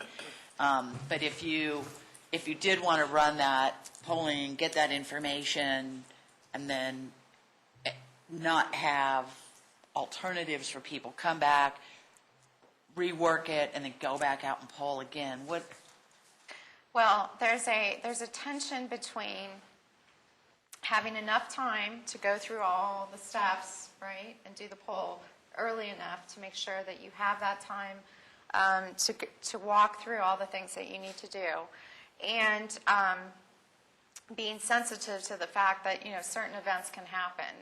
Unfortunately for me, they often seem to happen in September and October, like 9/11 and the financial collapse. So there's no way to predict those types of events, obviously. And, so there's little chance that we can adjust that late no matter what. But you do want to be fairly close because, obviously economies improve, things happen, and people, that factors into how they're feeling about how things are going in their community, their own pocketbook, and their willingness to increase their taxes for those types of provisions. So more often than not, if we're seeing that things don't work as we thought, and that there doesn't seem to be some clear changes, like I showed you with the water district, that we can make in order to boost that support level and create a package that really is in line with voters' priorities and what they want to do, then it's often that we're waiting another year and going back and looking at it again. I wish every community had the budgets to do multiple polls, but that's not the case. And so really, we're trying to simulate the whole thing in one survey. And I've had people say, oh, I just want to ask the ballot question. I said, well, no, actually you don't. Because, Summit County was a good example. We had an early childhood education measure. It was actually below 50% support initially. But then, over the course of the survey, when we told people more about where the funds would go, why it was actually needed, here's the accountability provisions that would be included, we moved actually almost 30 points in terms of support over the course of a quick 15-minute interview. So it was a very clear path of how they needed to redesign that ballot question, and it passed that year in an off-year election. So they worked hard, and they did a lot of outreach to people in the community. But it showed us a path, for success. And then sometimes we look at numbers, and, this happens to me often, and we just say, it's not the right time. And, we need to hold off and wait. You do one ballot issue per poll. So you wouldn't. We can do variations. Sometimes we can test, like I showed you, we can test different amounts. That was a bond, but certainly we've done it with tax increase amounts as well. The one thing that you have is obviously, in real life, people won't get, A or B, right? They don't get that. They get one thing. And so we're trying as closely as we can to say, here's what would happen in real life, and give them that sort of, here's the one option. It doesn't mean that later, I'm doing this in South Dakota for a statewide measure, that we can't say, okay, well, here's some other potential ways of funding this and try and assess those. But we like to start out with sort of our ideal at the beginning and what we think might work, and then come back with a few variations. But once, for example, once people have heard a lower tax amount, it's really hard to come back with them with a higher tax amount. Say, well, what about this? And they're like, wait a minute, you just told me you could do all that for this lower amount. So that doesn't tend to work very well. So there's some limitations in what we can do. But, you know, it really has become sort of a science in terms of what tends to work well. It's not that we're doing cookie cutter stuff, but that, you know, that there's some key elements that really need to be there in order to help us assess how we can get where we need to go. Yes, ma'am. So step one up there, phase one, 12 or more months before. So are we really looking at the possibility to put something on the ballot this fall? It can be done. There's certainly groups out there that poll in June and still move forward because they see there's a path forward and there's something they can do. And often they know exactly what citizens are active and interested and ready to move forward with something and take that ball and run with it. But, you know, ideally it's great to have more time and sort of done our homework, think through the dynamics of things, really identify, you know, if we don't know exactly who's going to take that ball and run with it, identify those people in the community that might be interested and engaged and be willing to work in a citizen group like that. And, you know, and just, I mean, more time tends to be helpful, but it's not, I can't say that it's always the case that, you know, that it has to be that way. Wendy? Just continuation of the mayor's question, could you do like a Tabor question and a charter amendment on the same poll? Yes. Because they would be two completely different issues. Yes. Okay. And sometimes what we'll do is we'll do a block of questions about, say, the tax measure, a block of questions about the charter, and half the people hear it A, B, and half the people hear it B, A. So that we know, okay, if one came, and sometimes there's stipulations on which has to come first. And so if that's the case, then we'd probably do it in that order, so that we're simulating exactly how they would appear in real life. Just like, you know, we don't ask president after we ask, you know, how they're going to vote for Congress. We do it like they're going to see it on the ballot. Right. Okay. Yeah. Jim? In your experience, does the number of questions on the ballot make a difference as far as your possibility of passage? Well, I'd say there's two things. We used to have a lovely world where we could get away with having one thing on the ballot, and it doesn't seem to happen anymore because everyone is cash-strapped these days. So we don't usually get that luxury here or California or lots of other states where we're dealing with tight budgets. So I'd say that's, you know, it's not often the case where we have that luxury. What tends to be the issue more often is simply, is sort of the flip side of going in a higher turnout election, is obviously, you know, here in Colorado we become a focus for presidential campaigns. And so in a 2012, sometimes it's hard to break through and really communicate to people. And so our timeline gets moved up in a presidential year, for example. I don't think we're going to have that same sort of inundation of information in 2014. Similar measures can sometimes impact each other or similar dynamics. And so if voters have, and this happened in Michigan in 2012, there were 5 different ballot measures. They all got kind of lumped together because there was a court case about them. And people all ended up being defeated because people were just like, oh, no, I don't want any of those, right? And there was little differentiation. Here in Colorado, I have to say we tend to have a very intelligent electorate that tends to do lots of differentiation even between candidates and parties. And so we don't tend to always get that same dynamic that we see in some other places. But it's certainly certainly possible. I think the more difficult scenario is what we experienced some last year, where people were getting inundated with mail and things like that. And so there were some county measures and things like that where I think everybody just kind of threw everything in the trash. They didn't learn about those measures at the local level, and some of those went down. Now, some of them certainly passed and benefited from that higher turnout, like Jefferson County Schools definitely benefited from that higher turnout, for example. So. Any other questions? Very great. Thank you so much. Oh, well, thank you. Appreciate it. Appreciate it. And, you know, happy to act as a resource as you guys ponder these questions and provide feedback in a more casual way as well. Thank you. Thanks. Okay, council. Anybody have anything else? Are we going to talk about some of the possibilities of if we want to go to the ballot in 2013? Sure. What do you want to talk about? Well, I think that we need to do something about streets in the city. We have a lot of streets that resurfacing is just not going to solve that problem. It's a longer term and more difficult question than that. And we can't keep putting $100,000 a year into streets and keep up with what's the deterioration I see occurring throughout the city. So I think the only way we're going to be able to solve our street problem is to go to some sort of ballot issue, and probably the best way to do that would be through a property tax that you would bond up front to get the streets reconstructed in a shorter period of time, so you're not tearing up the city over multiple numbers of years.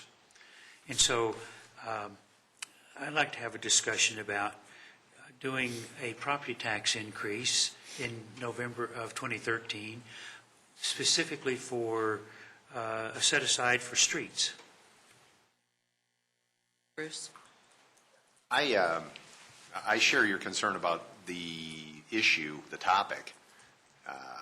I think as a precursor, one of the things we talked about at some point in the past was getting an inventory of exactly which streets we would be talking about repairing or dedicating a tax increase, whether it be property or sales, to. So I think if we can't go for an increase until we tell people we've got a $30 million inventory or a $50 million inventory or a $5 million inventory, because that's going to change either the amount of the tax or the duration of the tax if there's a sunset, so forth and so on. But in theory, I think it's a process we need to address to get the information, whether we go in 13 or 14. I think it's worthy of study and further consideration. And maybe we take a page from the Department of Transportation where they put in categories of grades. Mm-hmm. These are the A streets that need to be done within the next 6 months. These are the B streets that need to be done from 6 months to a year from now. Right. That sort of thing. And each one of those would come with as it does in CDOT, a price tag for getting it done. I know that Charlie always has an inventory of streets that is updated every single year of what the priorities are for spending our $100,000 we put into streets. Right. We've already got that. So maybe we're a little further along than what we think we are. Didn't he have we got that software package last year or the year before, and they were going through and doing sort of what Jim's talking about, and I don't know that we've ever gotten follow on as far as what the order of magnitude, but I agree with you. Yeah, there needs to be, worst, good, better, best, that kind of gradation that says we've got a boatload of high priority or everything's weak but nothing's high priority. I don't know. Gloria, if you don't mind, would you mind sitting at the table with us and kind of help banter some of this? Get over here before you got a microphone. Yeah, in front of a mic. Thanks. I'm on the hot seat now. Yeah. Okay. So, based on what we're kind of talking about, what's your... Yeah, I think specifics help in terms of exactly what streets are affected. I do think it helps to understand, in terms of what would be helpful in the public opinion piece is, do people recognize there's a problem or not? Because sometimes we may be acutely aware of some of the issues, and people are like, oh, I don't know, streets are fine. So, and then the other thing to think about is communicating ways in which people benefit. So is it that we are preventing, are we trying to fix things so we're preventing flooding in certain areas? Are we trying to, are we doing any sort of enhancements that make sure that there's safer pedestrian crossings, or that there's, safer turn lanes or things like that? Because, obviously people tend to think about their streets in terms of safety aspects. And so sometimes it's actually worth spending a little bit more if we are improving things in a way that provides that additional benefit for people. And they are more apt to be willing to increase their taxes if they have some sense that they're going to be personally affected in some way. Because unfortunately most people think, until the streets get pretty bad, until they're Detroit, it's usually not something that they're thinking about every day.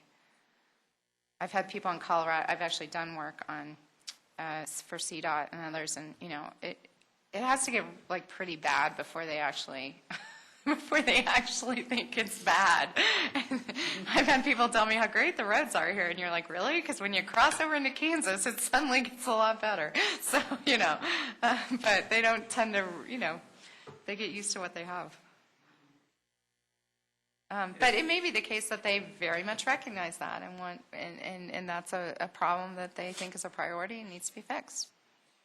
So with something like this, I mean, is that if it was something we wanted to do some research on, I mean, I think it would need a substantial amount of information gathering and research.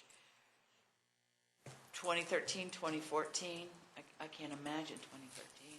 And then in 2013, it's just a local election, I think, and then 2014 we have state. Is there any federal in 2014? Yeah. Yes, Senate. all of Congress. Congress and the Senate. Okay. Right. So, I'm sorry, Peggy, did you? Yeah, I'm thinking we could get something together on the streets this fall, but I'd like to have Charlie come in. I talked to him a little bit myself. Part of the issue, if I understand it correctly, is the impact on city staff. Will we have to increase city staff? Would that be a good idea or not, to be able to carry out an overwhelmingly massive street project?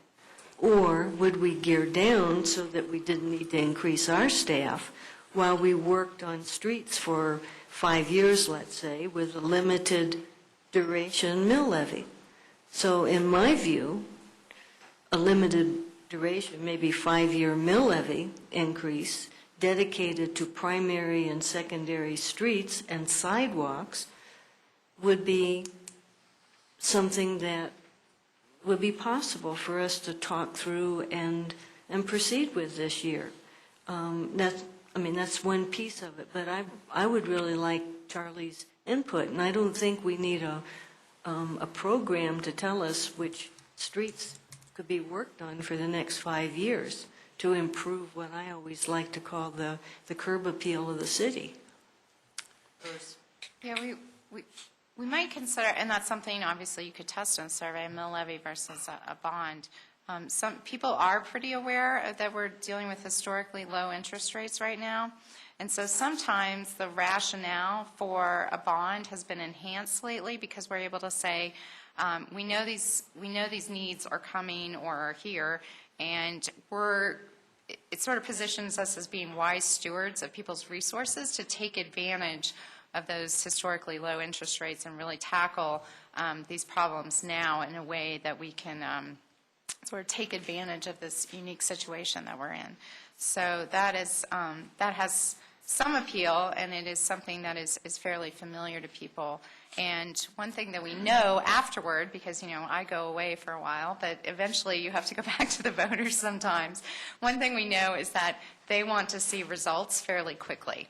And, if the community in Firestone dealt with this, they actually failed last year. And so they're actually considering potentially doing a bond so that they can get some things fixed very quickly in a visible manner so that people understand, okay, wait, we raised taxes and here's what happened. They were trying to be prudent and go pay as you go over time. And people were like, wait, in 20 years, my kids will be gone. They're never going to use that park. Or this will happen and, I might have moved and I'm never going to use that street.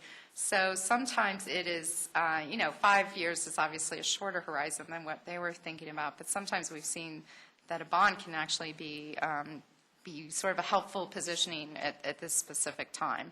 It wasn't in 2008 when nobody wanted debt. so that could change. But Bruce and then Phil. Just continuing on the discussion you just had, requests for tax increases are particularly contentious for a lot of reasons that you addressed. And sometimes the thing that it's solving is obvious, as you mentioned, such as roads or whatever. With that in mind, if a tax request goes through specific to an issue and it loses, how long before it can come back to life again? Well, it's never fun to lose, but I think what needs to happen after a loss is that there needs to be some community outreach and dialogue, and then it needs to be reframed in some manner. Something about that measure has to change, whether it is, St. Vrain Schools went through this prior to all their financial problems, where they went to the voters and it was really clear there were some athletic complexes that were not popular with the voters, and so those were taken out in a reformulated package, or, the amount comes down, or whatever it is, but there needs to be some change so we can say, we heard you, we recognize that this wasn't your ideal and reflective of, where the voters were then, and we've gone back and reconsidered things, and we've come up with this, potential new proposal, and that can happen the very next year, or, sometimes it takes longer, so there's no, there's no tried and true there, but I think it's hard to go back to the voters with the exact same thing, because they're kind of like no means no, So. Bill?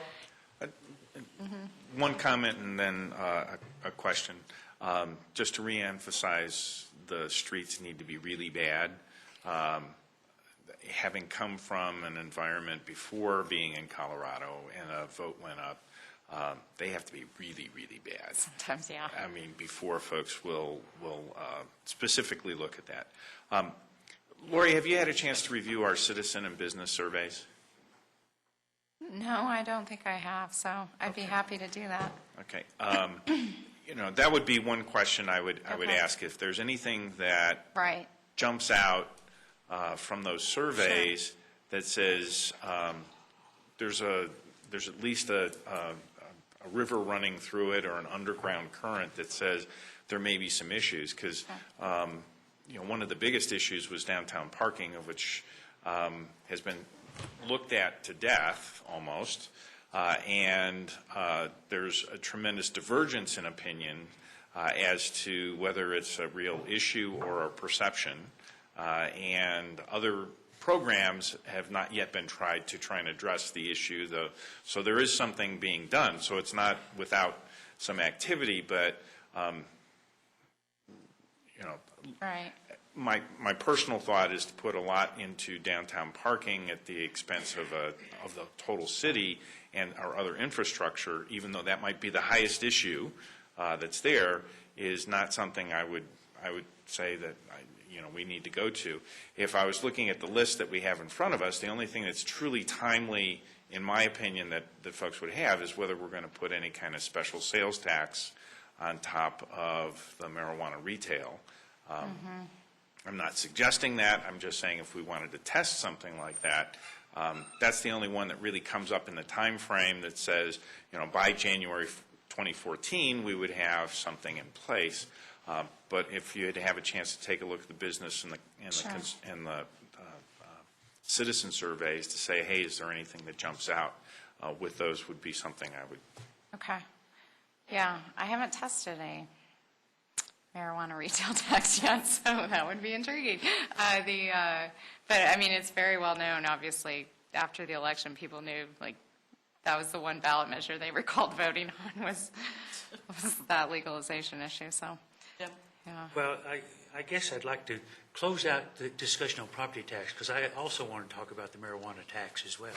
But I want to make sure that we know whether we're taking any further steps with the possible property tax having to do with streets or any other reason, and what information we need and what's our next steps. Jerry? Can I piggyback on that before you go to the next one then?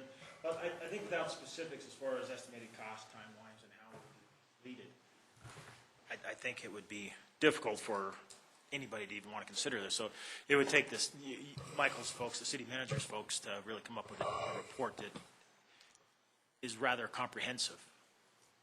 I agree.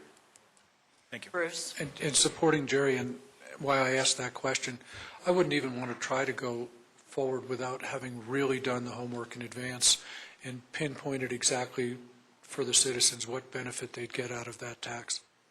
And I don't think we have time to do that on a shorter term. Just as an aside, the ballot has to be certified to the county on September 6th. I would agree That gives that, us 5 months. I think that it's going to take a lot more time and research to go through that as opposed, I don't think it's feasible for 2013, not to get it in the form and the shape that it needs to be, do the type of testing that needs to be done. We don't really know. We know that the streets need repaired. We know that there are streets that some are worse than others. We have no idea how much it's going to cost, how long it's going to take, how bad the bad ones are. You know, we don't know any of that, and I don't honestly think we'll find that out in 2 months. At least I don't feel the information will be solid enough that we can actually proceed forward.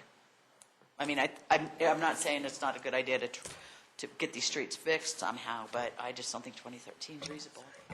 I think our place to discuss that is in the budget process, and you know, so maybe we have an opportunity to do that, but we're not building on a basis of having done that adequately in the past. Well, and that would actually give us that year if we started talking about it in the budget process too, because that's in September. Michael? I want to emphasize what Councilman Beckman just said, and I think and part of why we're having this conversation now is it is 12 months plus for November of 2014.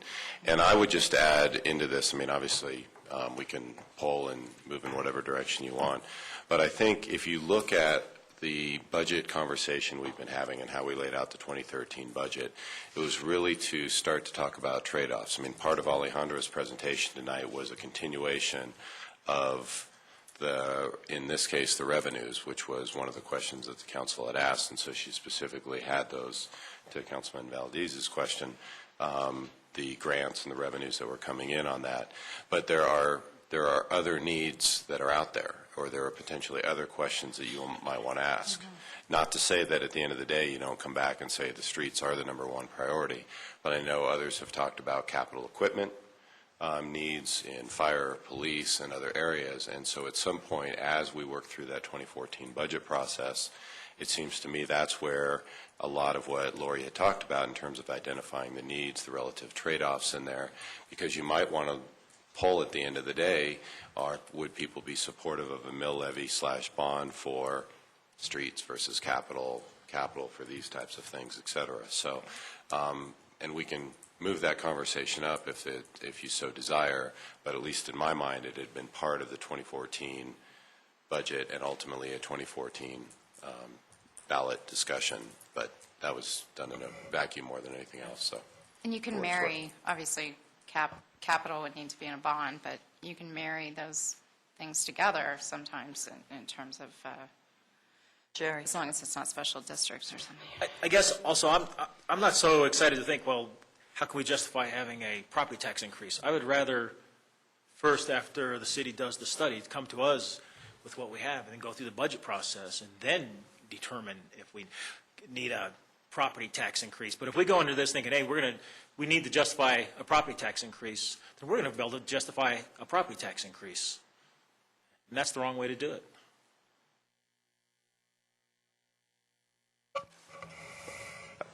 I think intuitively, the council certainly understands, and I know that staff does, that our capital fund, and this was the conversation we had at the 2013 budget, our capital fund is not keeping up with the demand for the capital needs. And a lot of what Councilmember Taylor and Cole have talked about is because of deferred maintenance issues that are out there.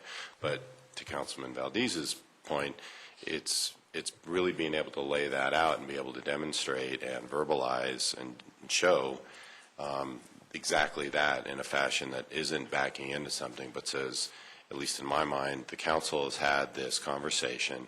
They have looked at all the needs within the community.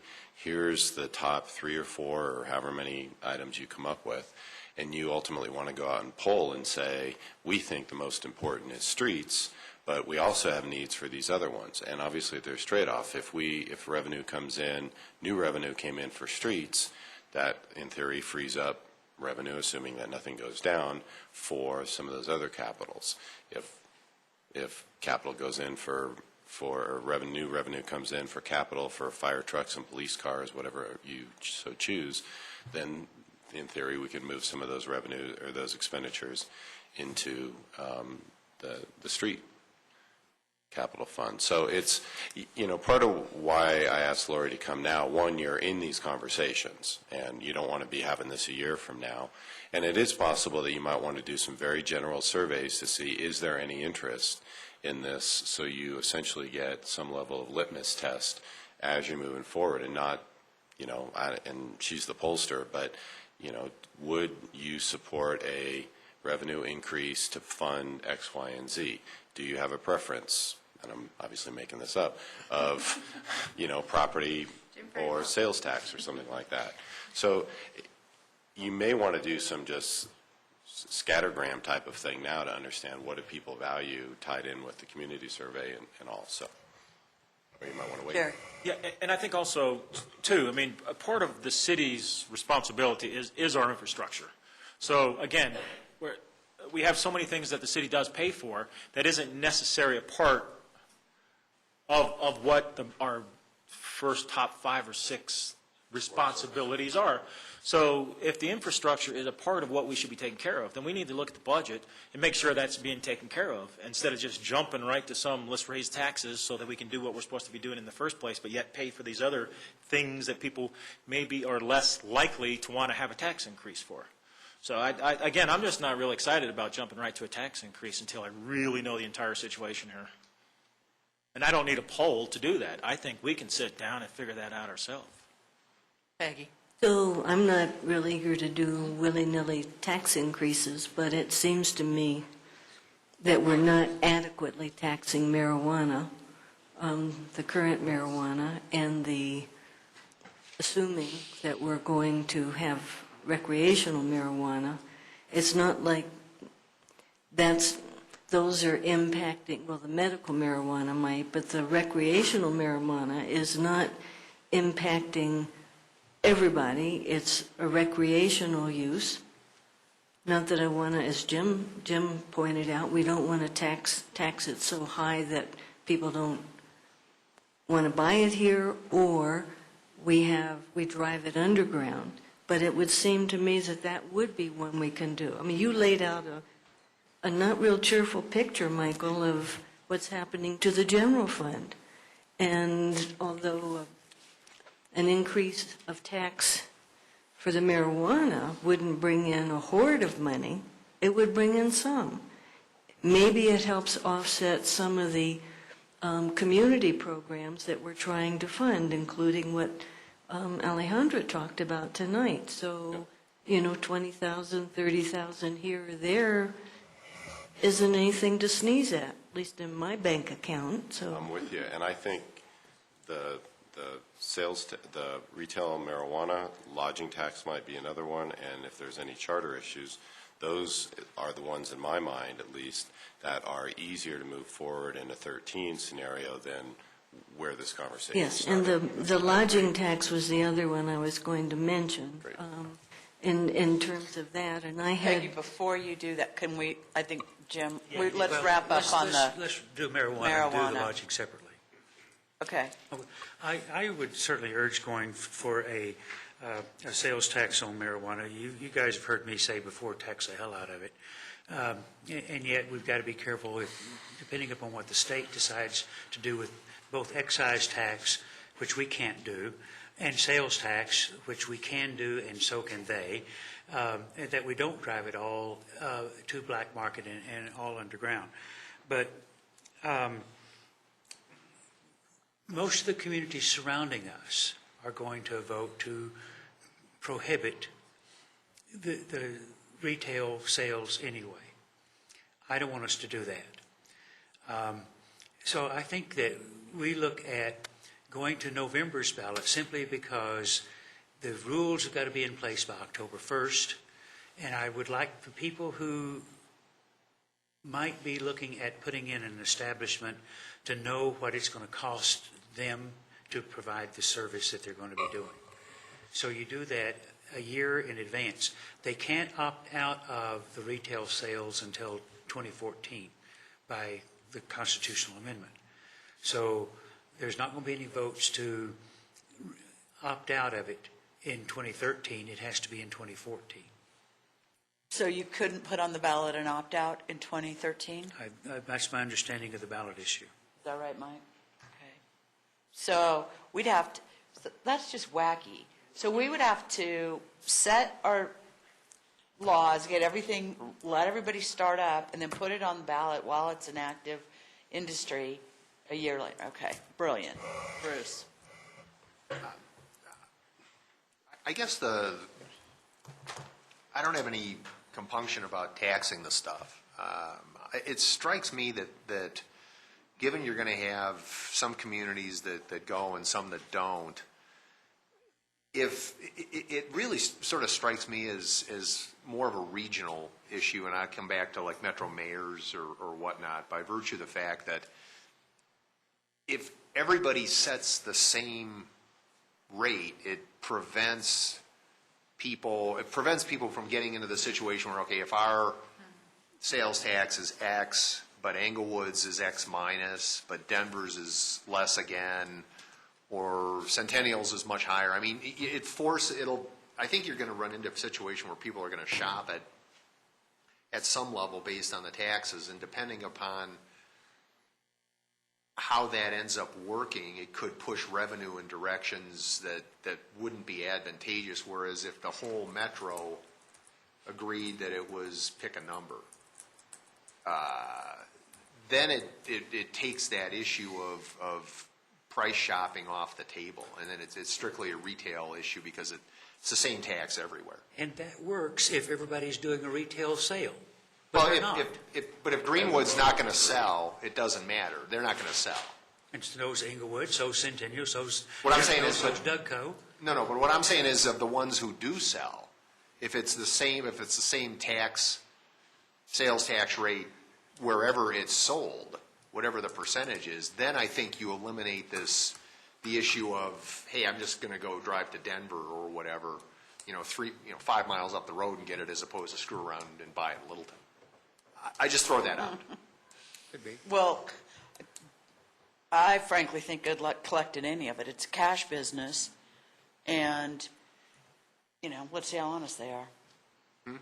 It's a cash business. No, I think the banking side of it's the real. I mean, I don't know how sticky you go in wicket. and audit a cash business, especially when you're asking them, we need this tax and this tax and this tax, and this goes to the state, and this goes to excise, and this goes to the city, and yeah, right. And nobody will bank them. No, nobody will bank them. Well, that's an issue. Well, that's a federal issue. That's not something that they've created. That's the federal government has created that problem. Well, no, the federal Yes. government didn't create any problem. They have created the problem where anybody that does business with them banking-wise, Federally insured banks. That's what I'm saying. It's a federal issue that they have created. The question, though, before you is going to the voters for the tax, right? No, we won't have a debate. There you go. We won't have a debate. Reel us in. That sounds good. So, yeah, Bruce? Is there a parallel to how alcohol is done? Because that's how it was written in the Constitution. Is there something, a model there that fits? What do we derive out of alcohol sales? We don't tax alcohol any extra. It's because it's prohibited. It's just whatever the sales tax rate is. Alcohol's not a boogeyman. It doesn't cause us any problems, whereas marijuana is just a terrible thing. I just think I think the marijuana thing is everybody's just so afraid of it. I just don't see the concern here. While we do need to tax it, and what level we tax it at is the issue. But why? I just at this point in my mind, I'm thinking it's not a whole lot different, or should be treated any different than the alcohol thing. Wendy? Just a reminder that we only have 4. We're limited to 4. That means we'll only be able to tax 4. Well, that depends. That's different. And wait, That's the medical. I know, but wait a second. There's no business startup. The medical marijuana dispensaries will have first pick to be retail, and right now, we only have 4. So just to keep that in mind, that if we're going to keep it at 4, that's not really going to bring you any tax, and whether we're going to, or council's going to, or the people are going to allow them to go retail anyway. Because we have that option. Because what we did was for medical marijuana, and this is for recreational. Right. So how we limited the medical marijuana to 4. We did. We haven't done anything on recreational. But in the bill, it says that the medical marijuana licensed dispensaries will have the first choice to flip And to the retail. state amendment says that? Yes. Okay. Right, but that doesn't limit it to 4. So clarify, I thought it was the owners of them will have the first choice, not necessarily they could sell it at the same place. And there's a difference. Because I didn't think you could do the recreational marijuana sale at the same place as a medical marijuana sale. You can't do the same. They're You separate. can't do them at the same place. Right. Hold it to a license, so they'd go out of They would go out of medical and medical go into marijuana business, recreational. but they are going to have first choice because they're already licensed and because they've already gone through the process and they've gone through the state and all of that. They're going to be allowed. Am I right, Mike? That's right. Yeah. Yeah. Yeah. I thought I Well, was we also quoting that have, right. based on what we've done in terms of proximity to schools and daycares, we have, I don't know, maybe there's 3 or 4 additional places that they could go in. So we've got it pretty tight right now. I guess, But we haven't phrased anything in terms of proximity of recreational to schools and so forth. right. I mean, we might do the same thing, but we haven't done that yet. That's But why I'm we not- have the moratorium, I'm not so we can following- figure it out. I'm not following why we couldn't tax recreational marijuana more than medical, merely because the owners have both facilities or what, or have one of each facility, or more than one of each. Well, we could. So, I okay. think, I'm going to speak for Wendy here, and she can kick me if I'm wrong, but I think the assumption that she's working with is that the council would adopt similar distance requirements and location requirements, and if that is the case, then you would assume that the 4 medical marijuanas converted to recreational marijuana retail sales. They'll convert? That they would convert, and if you went to the voters and the voters said yes on X tax, there's just a limited amount of revenue that you're going to get, because we would assume that the council's not going to allow a proliferation of retail locations to a greater extent than the medical marijuana. There's obviously a lot of assumptions in that, but the use and the purchase of marijuana, whether it's medical or retail, the philosophy you would assume around what the council debated around the distance locations would not differ based upon those two, but Yeah, but they that's a might future have 3 or conversation. 4 times the volume in the same store.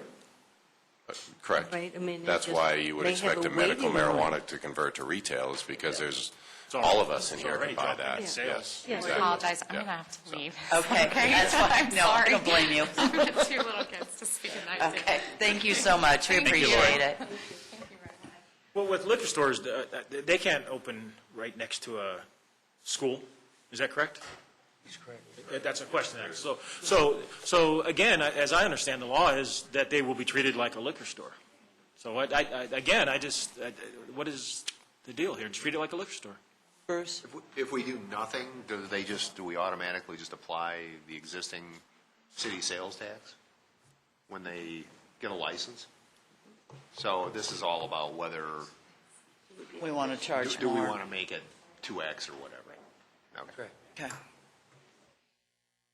And I want to see it a little bit higher than our normal 3% retail sales. Right, I understand.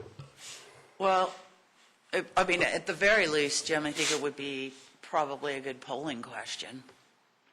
You know, it would be a good opportunity to get some additional, Yeah. where's the, because quite honestly, the city of Littleton, the vote was 51-48. It was very close, so it was very narrow. The other reality is that ballot issue very clearly stated, I mean, it was for recreational use and possession, but it did not require cities to do anything. It gave cities the right to opt out and to not, so the vote, I mean, there were really two things that were being voted on. But if you think about going to a ballot, who is going to vote against increasing taxes on marijuana except those people who are possibly going to be using it? Because those of us who don't use it don't give a damn what they're paying in taxes. Because I'm not going to pay it, and I think a lot of other people are not going to pay it.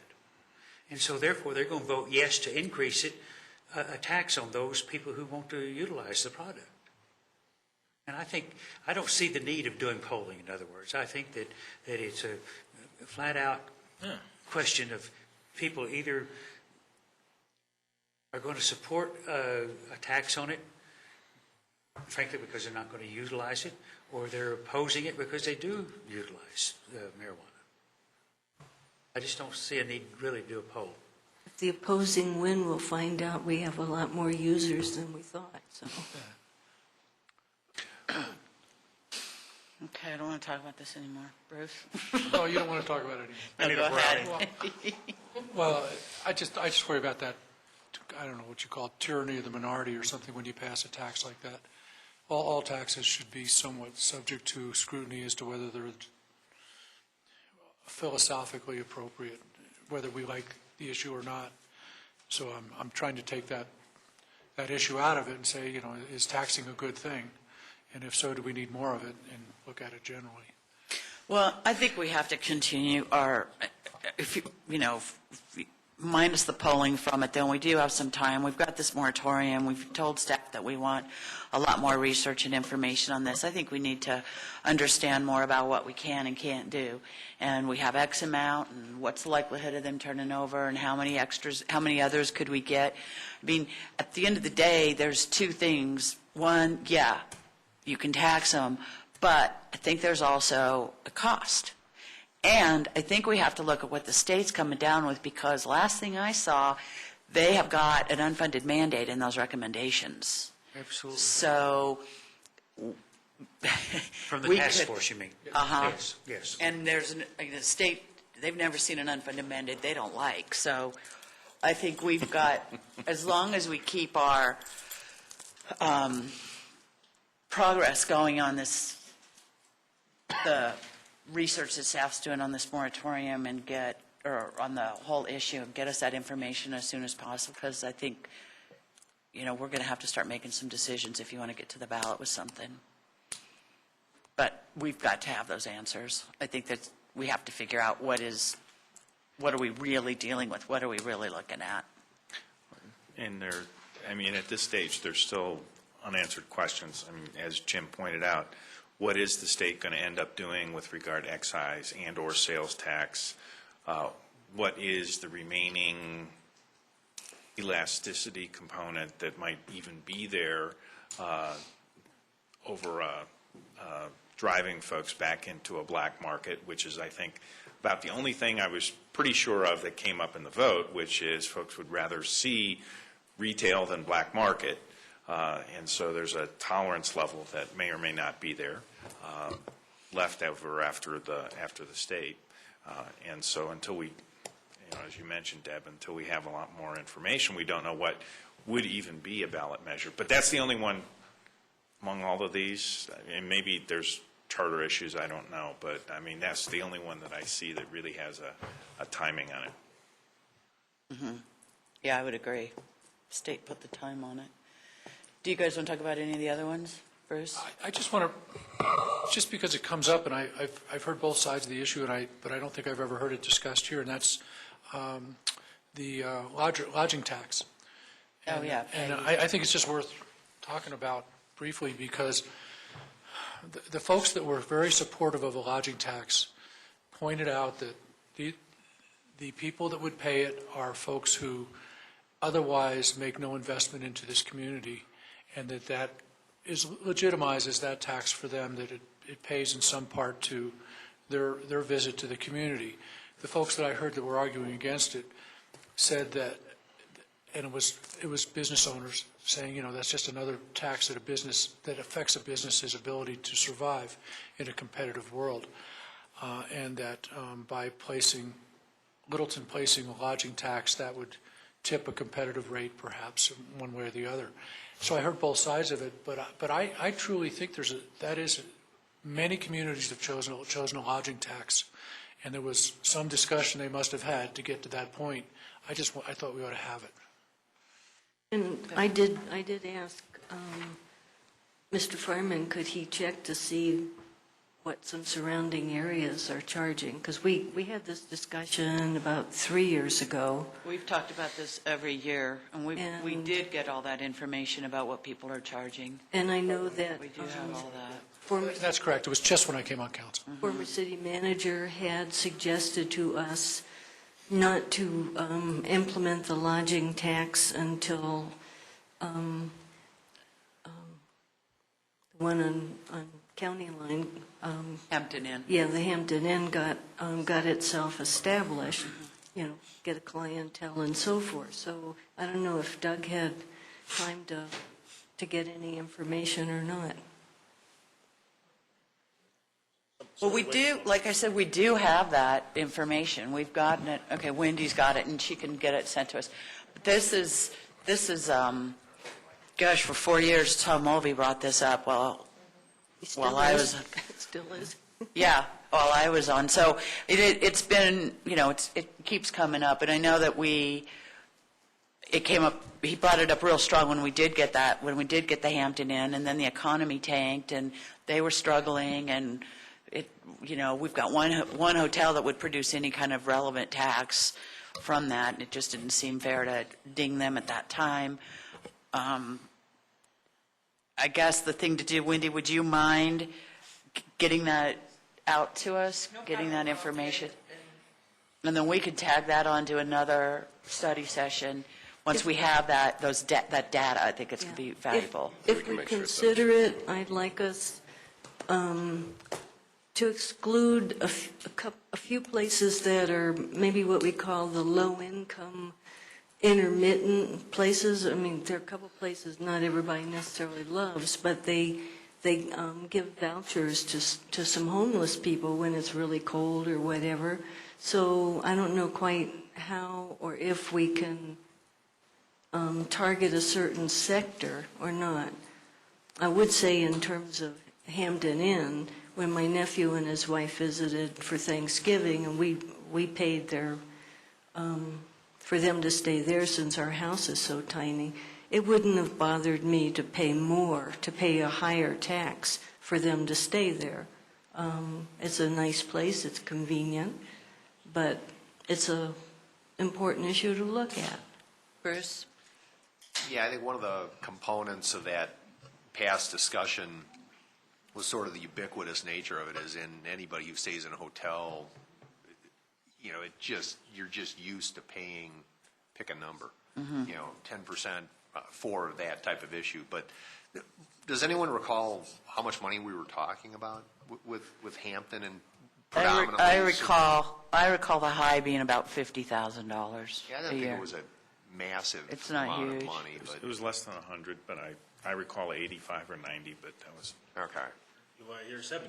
no, well, I mean, I said. Well, we'll get, that's fine, what yeah. we've got, I yeah. mean, so it's basically not, it's. No, we're not money going to be is- able to do the roads with the money is hotel money, tax. but it's not. We're going to need some more hotels. Leprechaun's gold, yeah.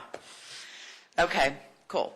Anything else? Any other ones you want to talk about? Yeah, and the charter thing. The charter things are just some cleanup things. And if we're going to really want to clean it up, it's not major meaning changes. It's just cleaning up some things in there. It would be good to put it on a ballot when we don't have a bunch of other things, probably even not in a mid-year state and federal ballot. So it'd be better probably to have it on an odd-year ballot, since it's not a major kind of thing. It's just we have to ask the citizens to approve tidying it up. So maybe, Michael, if you have a list of all those, you could share them with council and they could see the nature of them. I know you gave me a list. I couldn't find it for tonight. I think it's housed in the attorney's office right now, but I'm sure I can find it again. Okay. So what I've got is the administrative cleanup is how I titled what you and I had talked about, the lodging tax, and then the retail marijuana as potential items.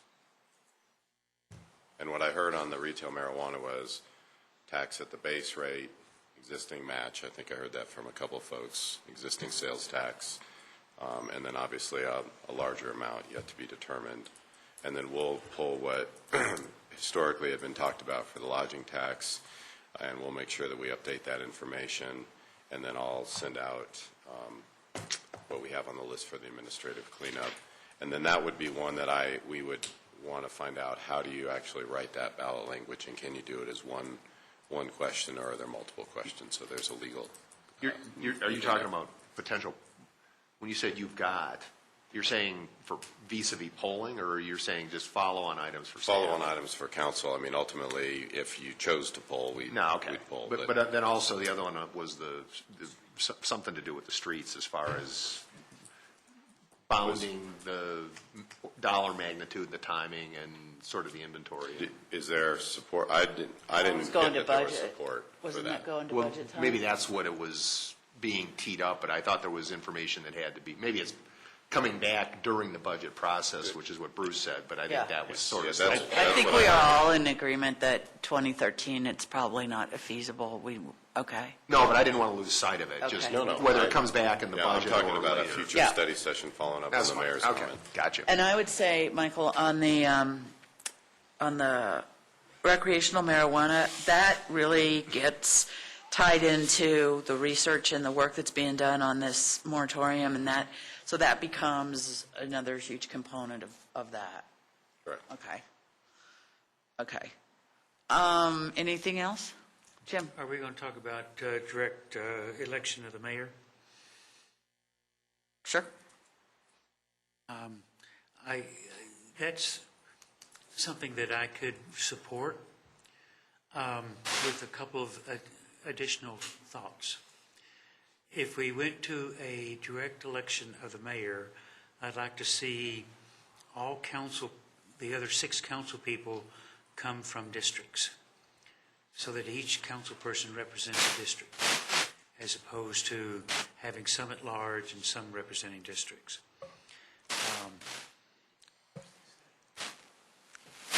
And I just think that those two got to be tied in my mind, together. I have a little bit of difficulty trying to determine how you would elect a mayor at large with two at-large council people left, and how that fits into the sequence, because what we've got now works very nicely with 2-year terms and 4-year terms, which if you go to direct election of the mayor, so that goes away. Peggy? So I really like the way we do things right now, and I like the districts and then the combination of at large, because I think it's a very good, it's a multiple perspective balancing district level, and then having three people, I mean, everybody I know thinks about the whole city, but having three that are directly elected by everybody. I just think the charter was written by some very insightful people and approved by pretty insightful people.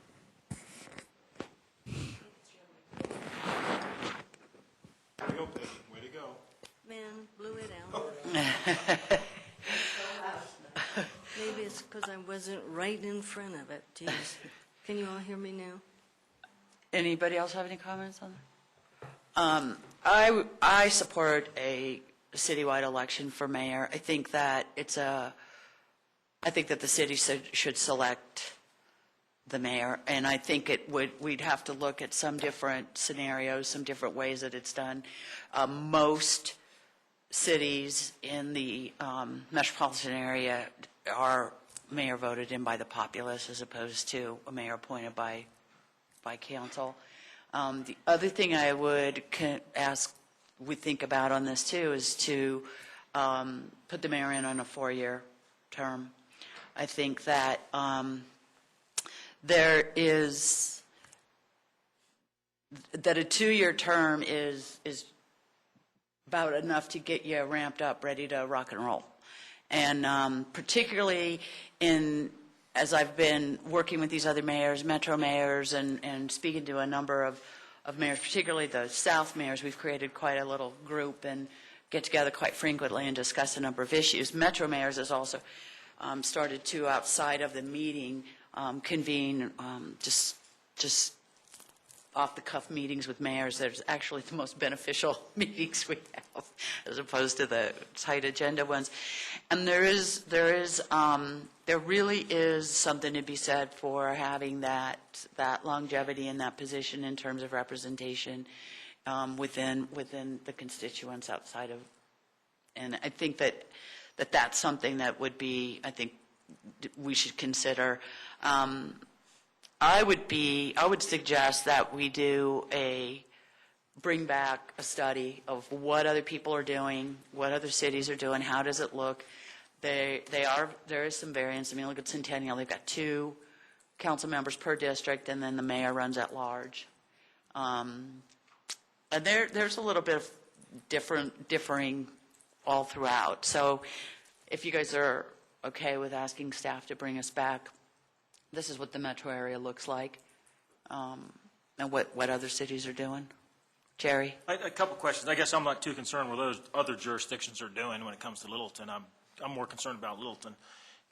Also, I guess I have questions. Is there an issue with the way we're doing it now with having a council president? And also, what are the advantages of really having a mayor? Because right now, with the title of mayor, but which is council president, and I think that's great. But I think anybody who gets the job for 2 years, if they're doing a good enough job, then hopefully they would be the council president again. But if they're not doing such a great job, we can always have somebody else. But I guess at this point, I just don't see the urgency for having a direct elect. But I'm willing to listen to why we need to change with what we're doing now. I didn't realize there was an issue. That's it. I'd be interested in learning more, but included in that discussion, term limits and how that applies. I've learned that some council member / mayor terms are allowed, are together, and then I've heard that some are treated separately. And Yeah, I think that's Thornton, is it Thornton? We were talking to somebody, I think it was in. At NLC. Is it it's Arvada? It's Mark. Nevada, Yeah, he served on council for 12 years, termed out on that, then he got elected to mayor, and you can serve mayor for 12 years before he terms out. And actually, I'm not suggesting I had a problem with that. So Yeah, I think that is a problem. Now, I think one of the things, I'll be quite honest, is that the last, let's see, there's been 1, 2, 3 mayoral choices that I've been part of. And I have found them to be a very unpleasant experience. I mean, I think there's a lot of stuff goes on behind the scenes. An election just happens. People find out they're on council, people get reseated, people get, whatever the case is, and the minute that's done, then there just becomes this battle for mayor and conversations and meeting with people and in some ways campaigning. And I don't know, there's a part of me that feels as though it is not as an objective decision as it should be, that it tends to at some level be a little bit, it could be a popularity thing, it can be a, if you vote for me I'll do this thing, and I just think I just would like to just raise it above that level and just let the community decide who they want to be their representative on a larger level. There are a number of opportunities that are afforded the mayor, and I think that it is I think that allowing the community to decide who they want to do that for them is the right thing to do. Well, right now, I think citizens do vote for 4 council members. So now, I think it would really realign everything. Again, I am willing to hear it out, but I just don't see what the issue is today. Jim? Well, somebody mentioned it a while ago, and same thing with Jerry's question. Instead of having 6 council districts, you could have 3 with 2 people out of each council district, so that every 2 years, you've got one of the 2 council members up. Therefore, you would be electing, well, that means the mayor would have to run every 2 years, and you don't want to do that. Yeah, because you want to do. But you would have multiple choices that way. Peggy? So if whatever has happened in the past that happened smoothly to elect a president of council, and whatever has happened with behind-the-scenes stuff is a problem of people. People don't need to do behind-the-scenes things. We have a president of council, and the idea is that that person would be able to work well with all the rest of the council who all represent whoever has elected them. And if we focus on that, as opposed to it's the end-all, be-all to be president of council, and that feelings need to get hurt, which I just don't think they need to be, it's the way people have gone about it.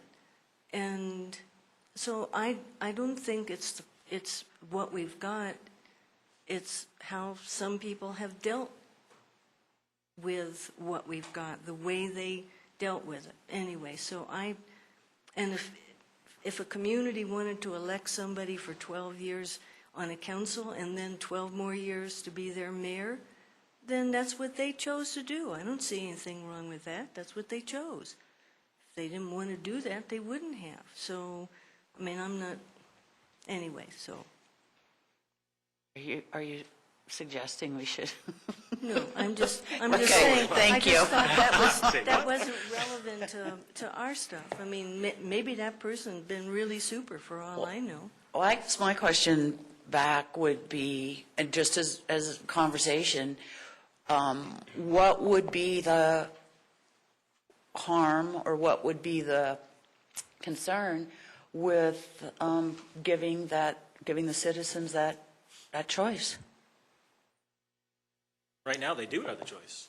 Not for mayor. They elect 4 city council people. And 3 at large. Well, I'm counting those, Peggy. 4 people total. Every 2 years. Yeah. Yeah. So, I mean, so citizens do get a chance to vote on it, that's for sure. And as far as, the people's feelings being hurt on council, well, let's just give everybody a ribbon for winning and call it a day. I mean, if we're really worried about people's feelings here. I guess I'm just not all that concerned by it. I don't think it's about people's feelings getting hurt. I think it's about the procedure does not lend itself to what I believe is the purest intent. And so it seems to me that there, And I don't think it has, I guess I just don't see what the issue would be to ask the citizens to make the choice or to give them that option. I don't know.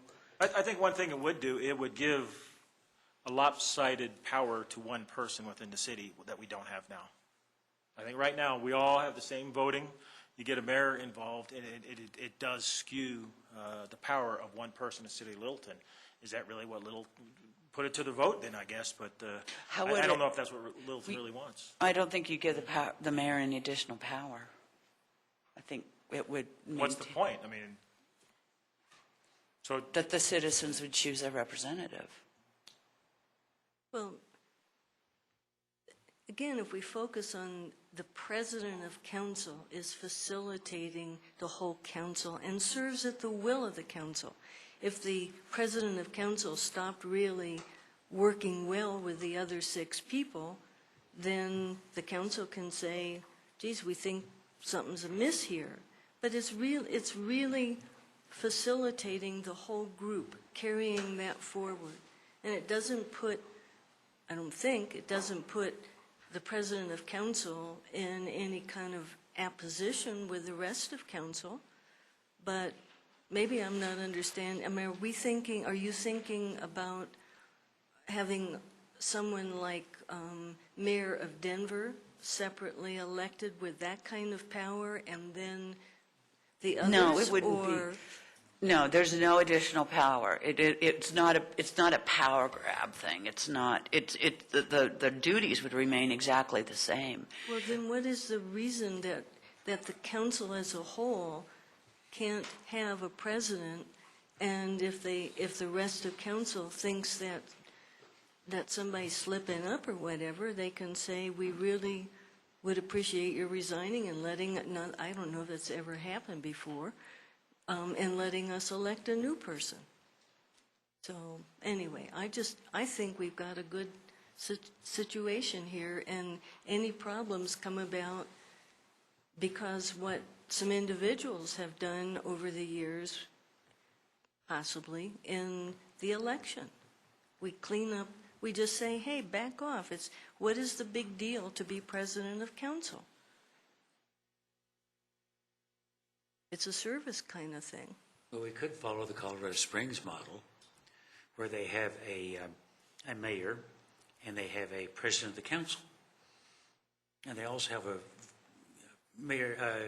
president pro tem of the council.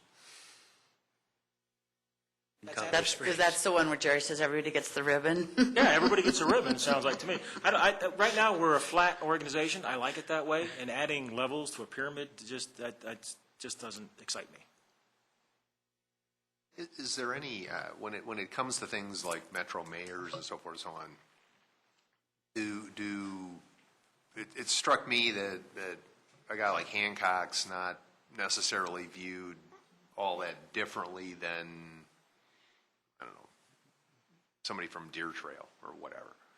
What do you see advantages to the community sanctioning the mayor? There's clearly a learning curve where there's so much stuff that you get involved with from a regional perspective, and some of those, got, Dr. Cog, but then urban drainage, metro mayors, there's a lot of stuff you do that we don't get involved with. And there's clearly a learning curve that's involved with that takes some time to get up to speed to be able to function effectively as the de facto representative of the community. I mean, how do you view it in that context? Is that there's advantages to having it voted by the community as far as you're concerned? I think so. I think that there are the mayors that, and honestly, I can't think of it. Michael, do you know a city where can you think of a city where it's appointed by council? I can't. I'm thinking, I know Greenwood Village isn't, and Cherry Hills isn't, and Englewood does. Englewood does. Their mayor, okay. I think that there is, I definitely feel like there's a difference when you know that the community has placed that person in that position.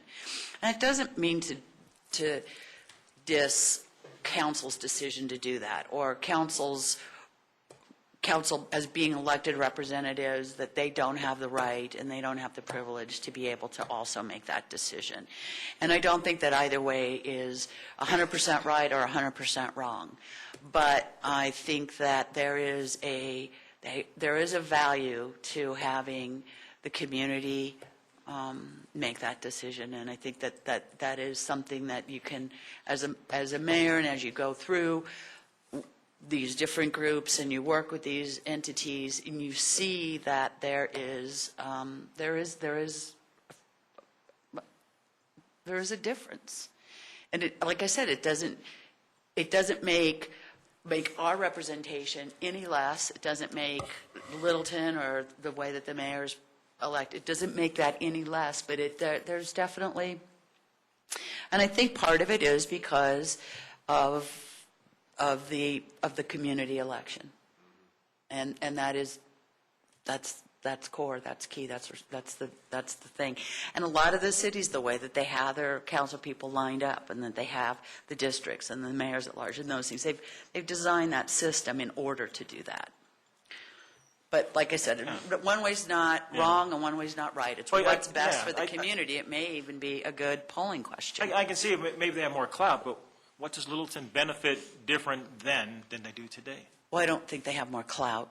Well, but that's what you just said. Did I say they have more clout? Well, you didn't use the word. Did I say clout? No. You didn't use the word. Oh, okay. But that's what you're saying, is that they go out into the community outside of Littleton and they have more of an image because they were elected by the city. I don't see how that benefits the city of Littleton any more than what it does today. Okay. Do you want to do we have any support to have this brought back in some sort of look at what others are doing, or are there some ways that we can work this, Bruce? Well, Just look at it to review, not... yeah, I mean, I don't have a problem considering it further. I look at I think there are some potential advantages. It's hard to quantify them. I mean, I look at people like Noon and some of these people that are, they do function at a different level, and it is becoming, there are regional advantages potentially that could accrue. I'm not saying yay or nay one way or the other, but I wouldn't have a problem considering it further. Bruce? I'm thinking that the character of the election and the political dialogue leading up to it would be really very different with 2 or 3 people competing for that mayor position and talking about what their agendas would be if elected, and what their vision is for the city if they were elected. And I see that there would be a whole other dialogue that doesn't exist right now. But I'm not sure that's necessary. I'm feeling like I really like our 4 districts. I think that's historical and comfortable, and we adjust them slightly. But I think that's part of tradition that I think is important. So I wouldn't want to change the districts. I like the at-large because I think that is a balance. I'd be interested in knowing just what the model is, just so that we're educated. But I'm feeling like I'm not sure that the city would benefit from that change in election, that change in dialogue for a mayor. I'm not sure that would be helpful right now, in my mind. And that's emotional. I'd like to have a little bit more education, maybe. And, okay, Peggy, I know where you're at. And I've probably made my point clear, but I think if we have a weakness now, maybe if we do, I don't really think we do, but if we do, then maybe it's more engagement of the rest of council, more information, involvement with the rest of council when our president interacts on various things. Also think, like, now Jim is our Dr. Cog rep, Phil's been the alternate, and that's giving some pretty significant depth, I think, to council to have both of them. So I think if we have any weaknesses, then maybe we would think of other ways to do this. But I really like the way we're doing now. Jim? Well, I think that for the very reason that Bruce stated, Beckman stated a few minutes ago, a direct election of the mayor may bring out multiple numbers of candidates who's going to give a vision of the city with the whole city in mind. And therefore, you give the people a choice as to what vision they'd like to see the city move toward. Right now, that doesn't happen. I don't think it happens to a huge extent with even people who are running at large as to what they think the vision of the city is going to be. And you three guys over there are the ones that represent the city at large. But I see the dialogue that would occur for the public to know that one of these people is going to be their mayor, and they're each having a discussion about what they see the vision of the city to be and the future of the city to be is an advantage over what we have now. Phil? Personally, if we had a chance to take a look at what do we do differently within our existing system, I would spend more time on that than trying to change districts and electing directly a mayor position. You okay with getting some more education on this? Personally, what I would do is say, what can we do differently to address some of the issues that folks have identified? But I think we're a little bit different than some place like Centennial, which has 150,000 people. We're a community. We're a community that's about 45,000, a little bit less than that, and we're different. And I'm saying, if it ain't broke, what are we trying to fix? We are at 42,000 thereabouts, and I doubt we're going to change by a whole lot more. I just don't see the need for it. We have other things we can work. Our calendar is already busy. Why are we going to try to redistrict everything now and rewrite the books? So I'm not in support of looking into it anymore. Okay. We have a majority to look into it. So who is the majority for? I want to know. Education. Yeah. Education, it doesn't mean So we have There's- Bruce, Peggy was no, you're yes, it's and Jim and me. Bill. Okay, cool. And we will then bring all of this information back at a future study session. We'll try to do it quickly. But it sounds like primarily on this one, it's what we'll bring back are what other communities do, and we can look at like-sized communities and some pros and cons of what some testimonials from those communities have worked. And in that work, what can be done to address the issues with the system we do have? I think I'd leave that up to you guys to have that conversation, at least initially, and provide some direction, But if you'd like us to do something on that. But if you were to generate, if your study generated roles particular to a mayor, and we realize that as a council, we don't address them adequately, that's what I'm thinking, is Okay. the education there. Yep. You know, If they can get the comp plan done, I'm all for it. Sorry, Bruce, say that again? well, I would assume you ask a mayor what they do, and they would define them in statements of role of what they do. And we might find some roles of mayors active out in the region here that we maybe are failing to do, or that we can do better. Yeah. And, I mean, most of the nuances are going to be in what Councilman Beckman just said, because these are all operating under a council manager form of government. And what you'll see is that the mayor is running the meeting, and the nuances will be, in some cases, they can't vote unless it's a tie, and a lot of those types of things. So I think what you're going to see different is those external roles beyond the running of the council. But we will specifically ask that question, to your point. So, okay, thanks.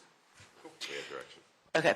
Anything else you want to talk about? Jim? Yeah, I don't know if any of you have received an email from FedEx that talks about, would you please click onto this because there's a trouble with your mail account or Don't email click. account? Don't click because it's spyware, and they will call you, FedEx will, if you've got a problem if they've got a problem with you. They don't email you. And the same thing with Better Business Bureau. Those are now floating out there that Better Business Bureau needs to contact you about something, and it's another spyware. Don't click. Thing. I want to just remind everybody, please, the CML, if you're going, please send your list of ones that you want to go to Marlene, because what we want to do is we want to chart it all out and make sure that we're covered, so that we don't have all of us, like we did last year, show up at the door at the same time and then quickly try to scatter and make sure we've covered all our bases. So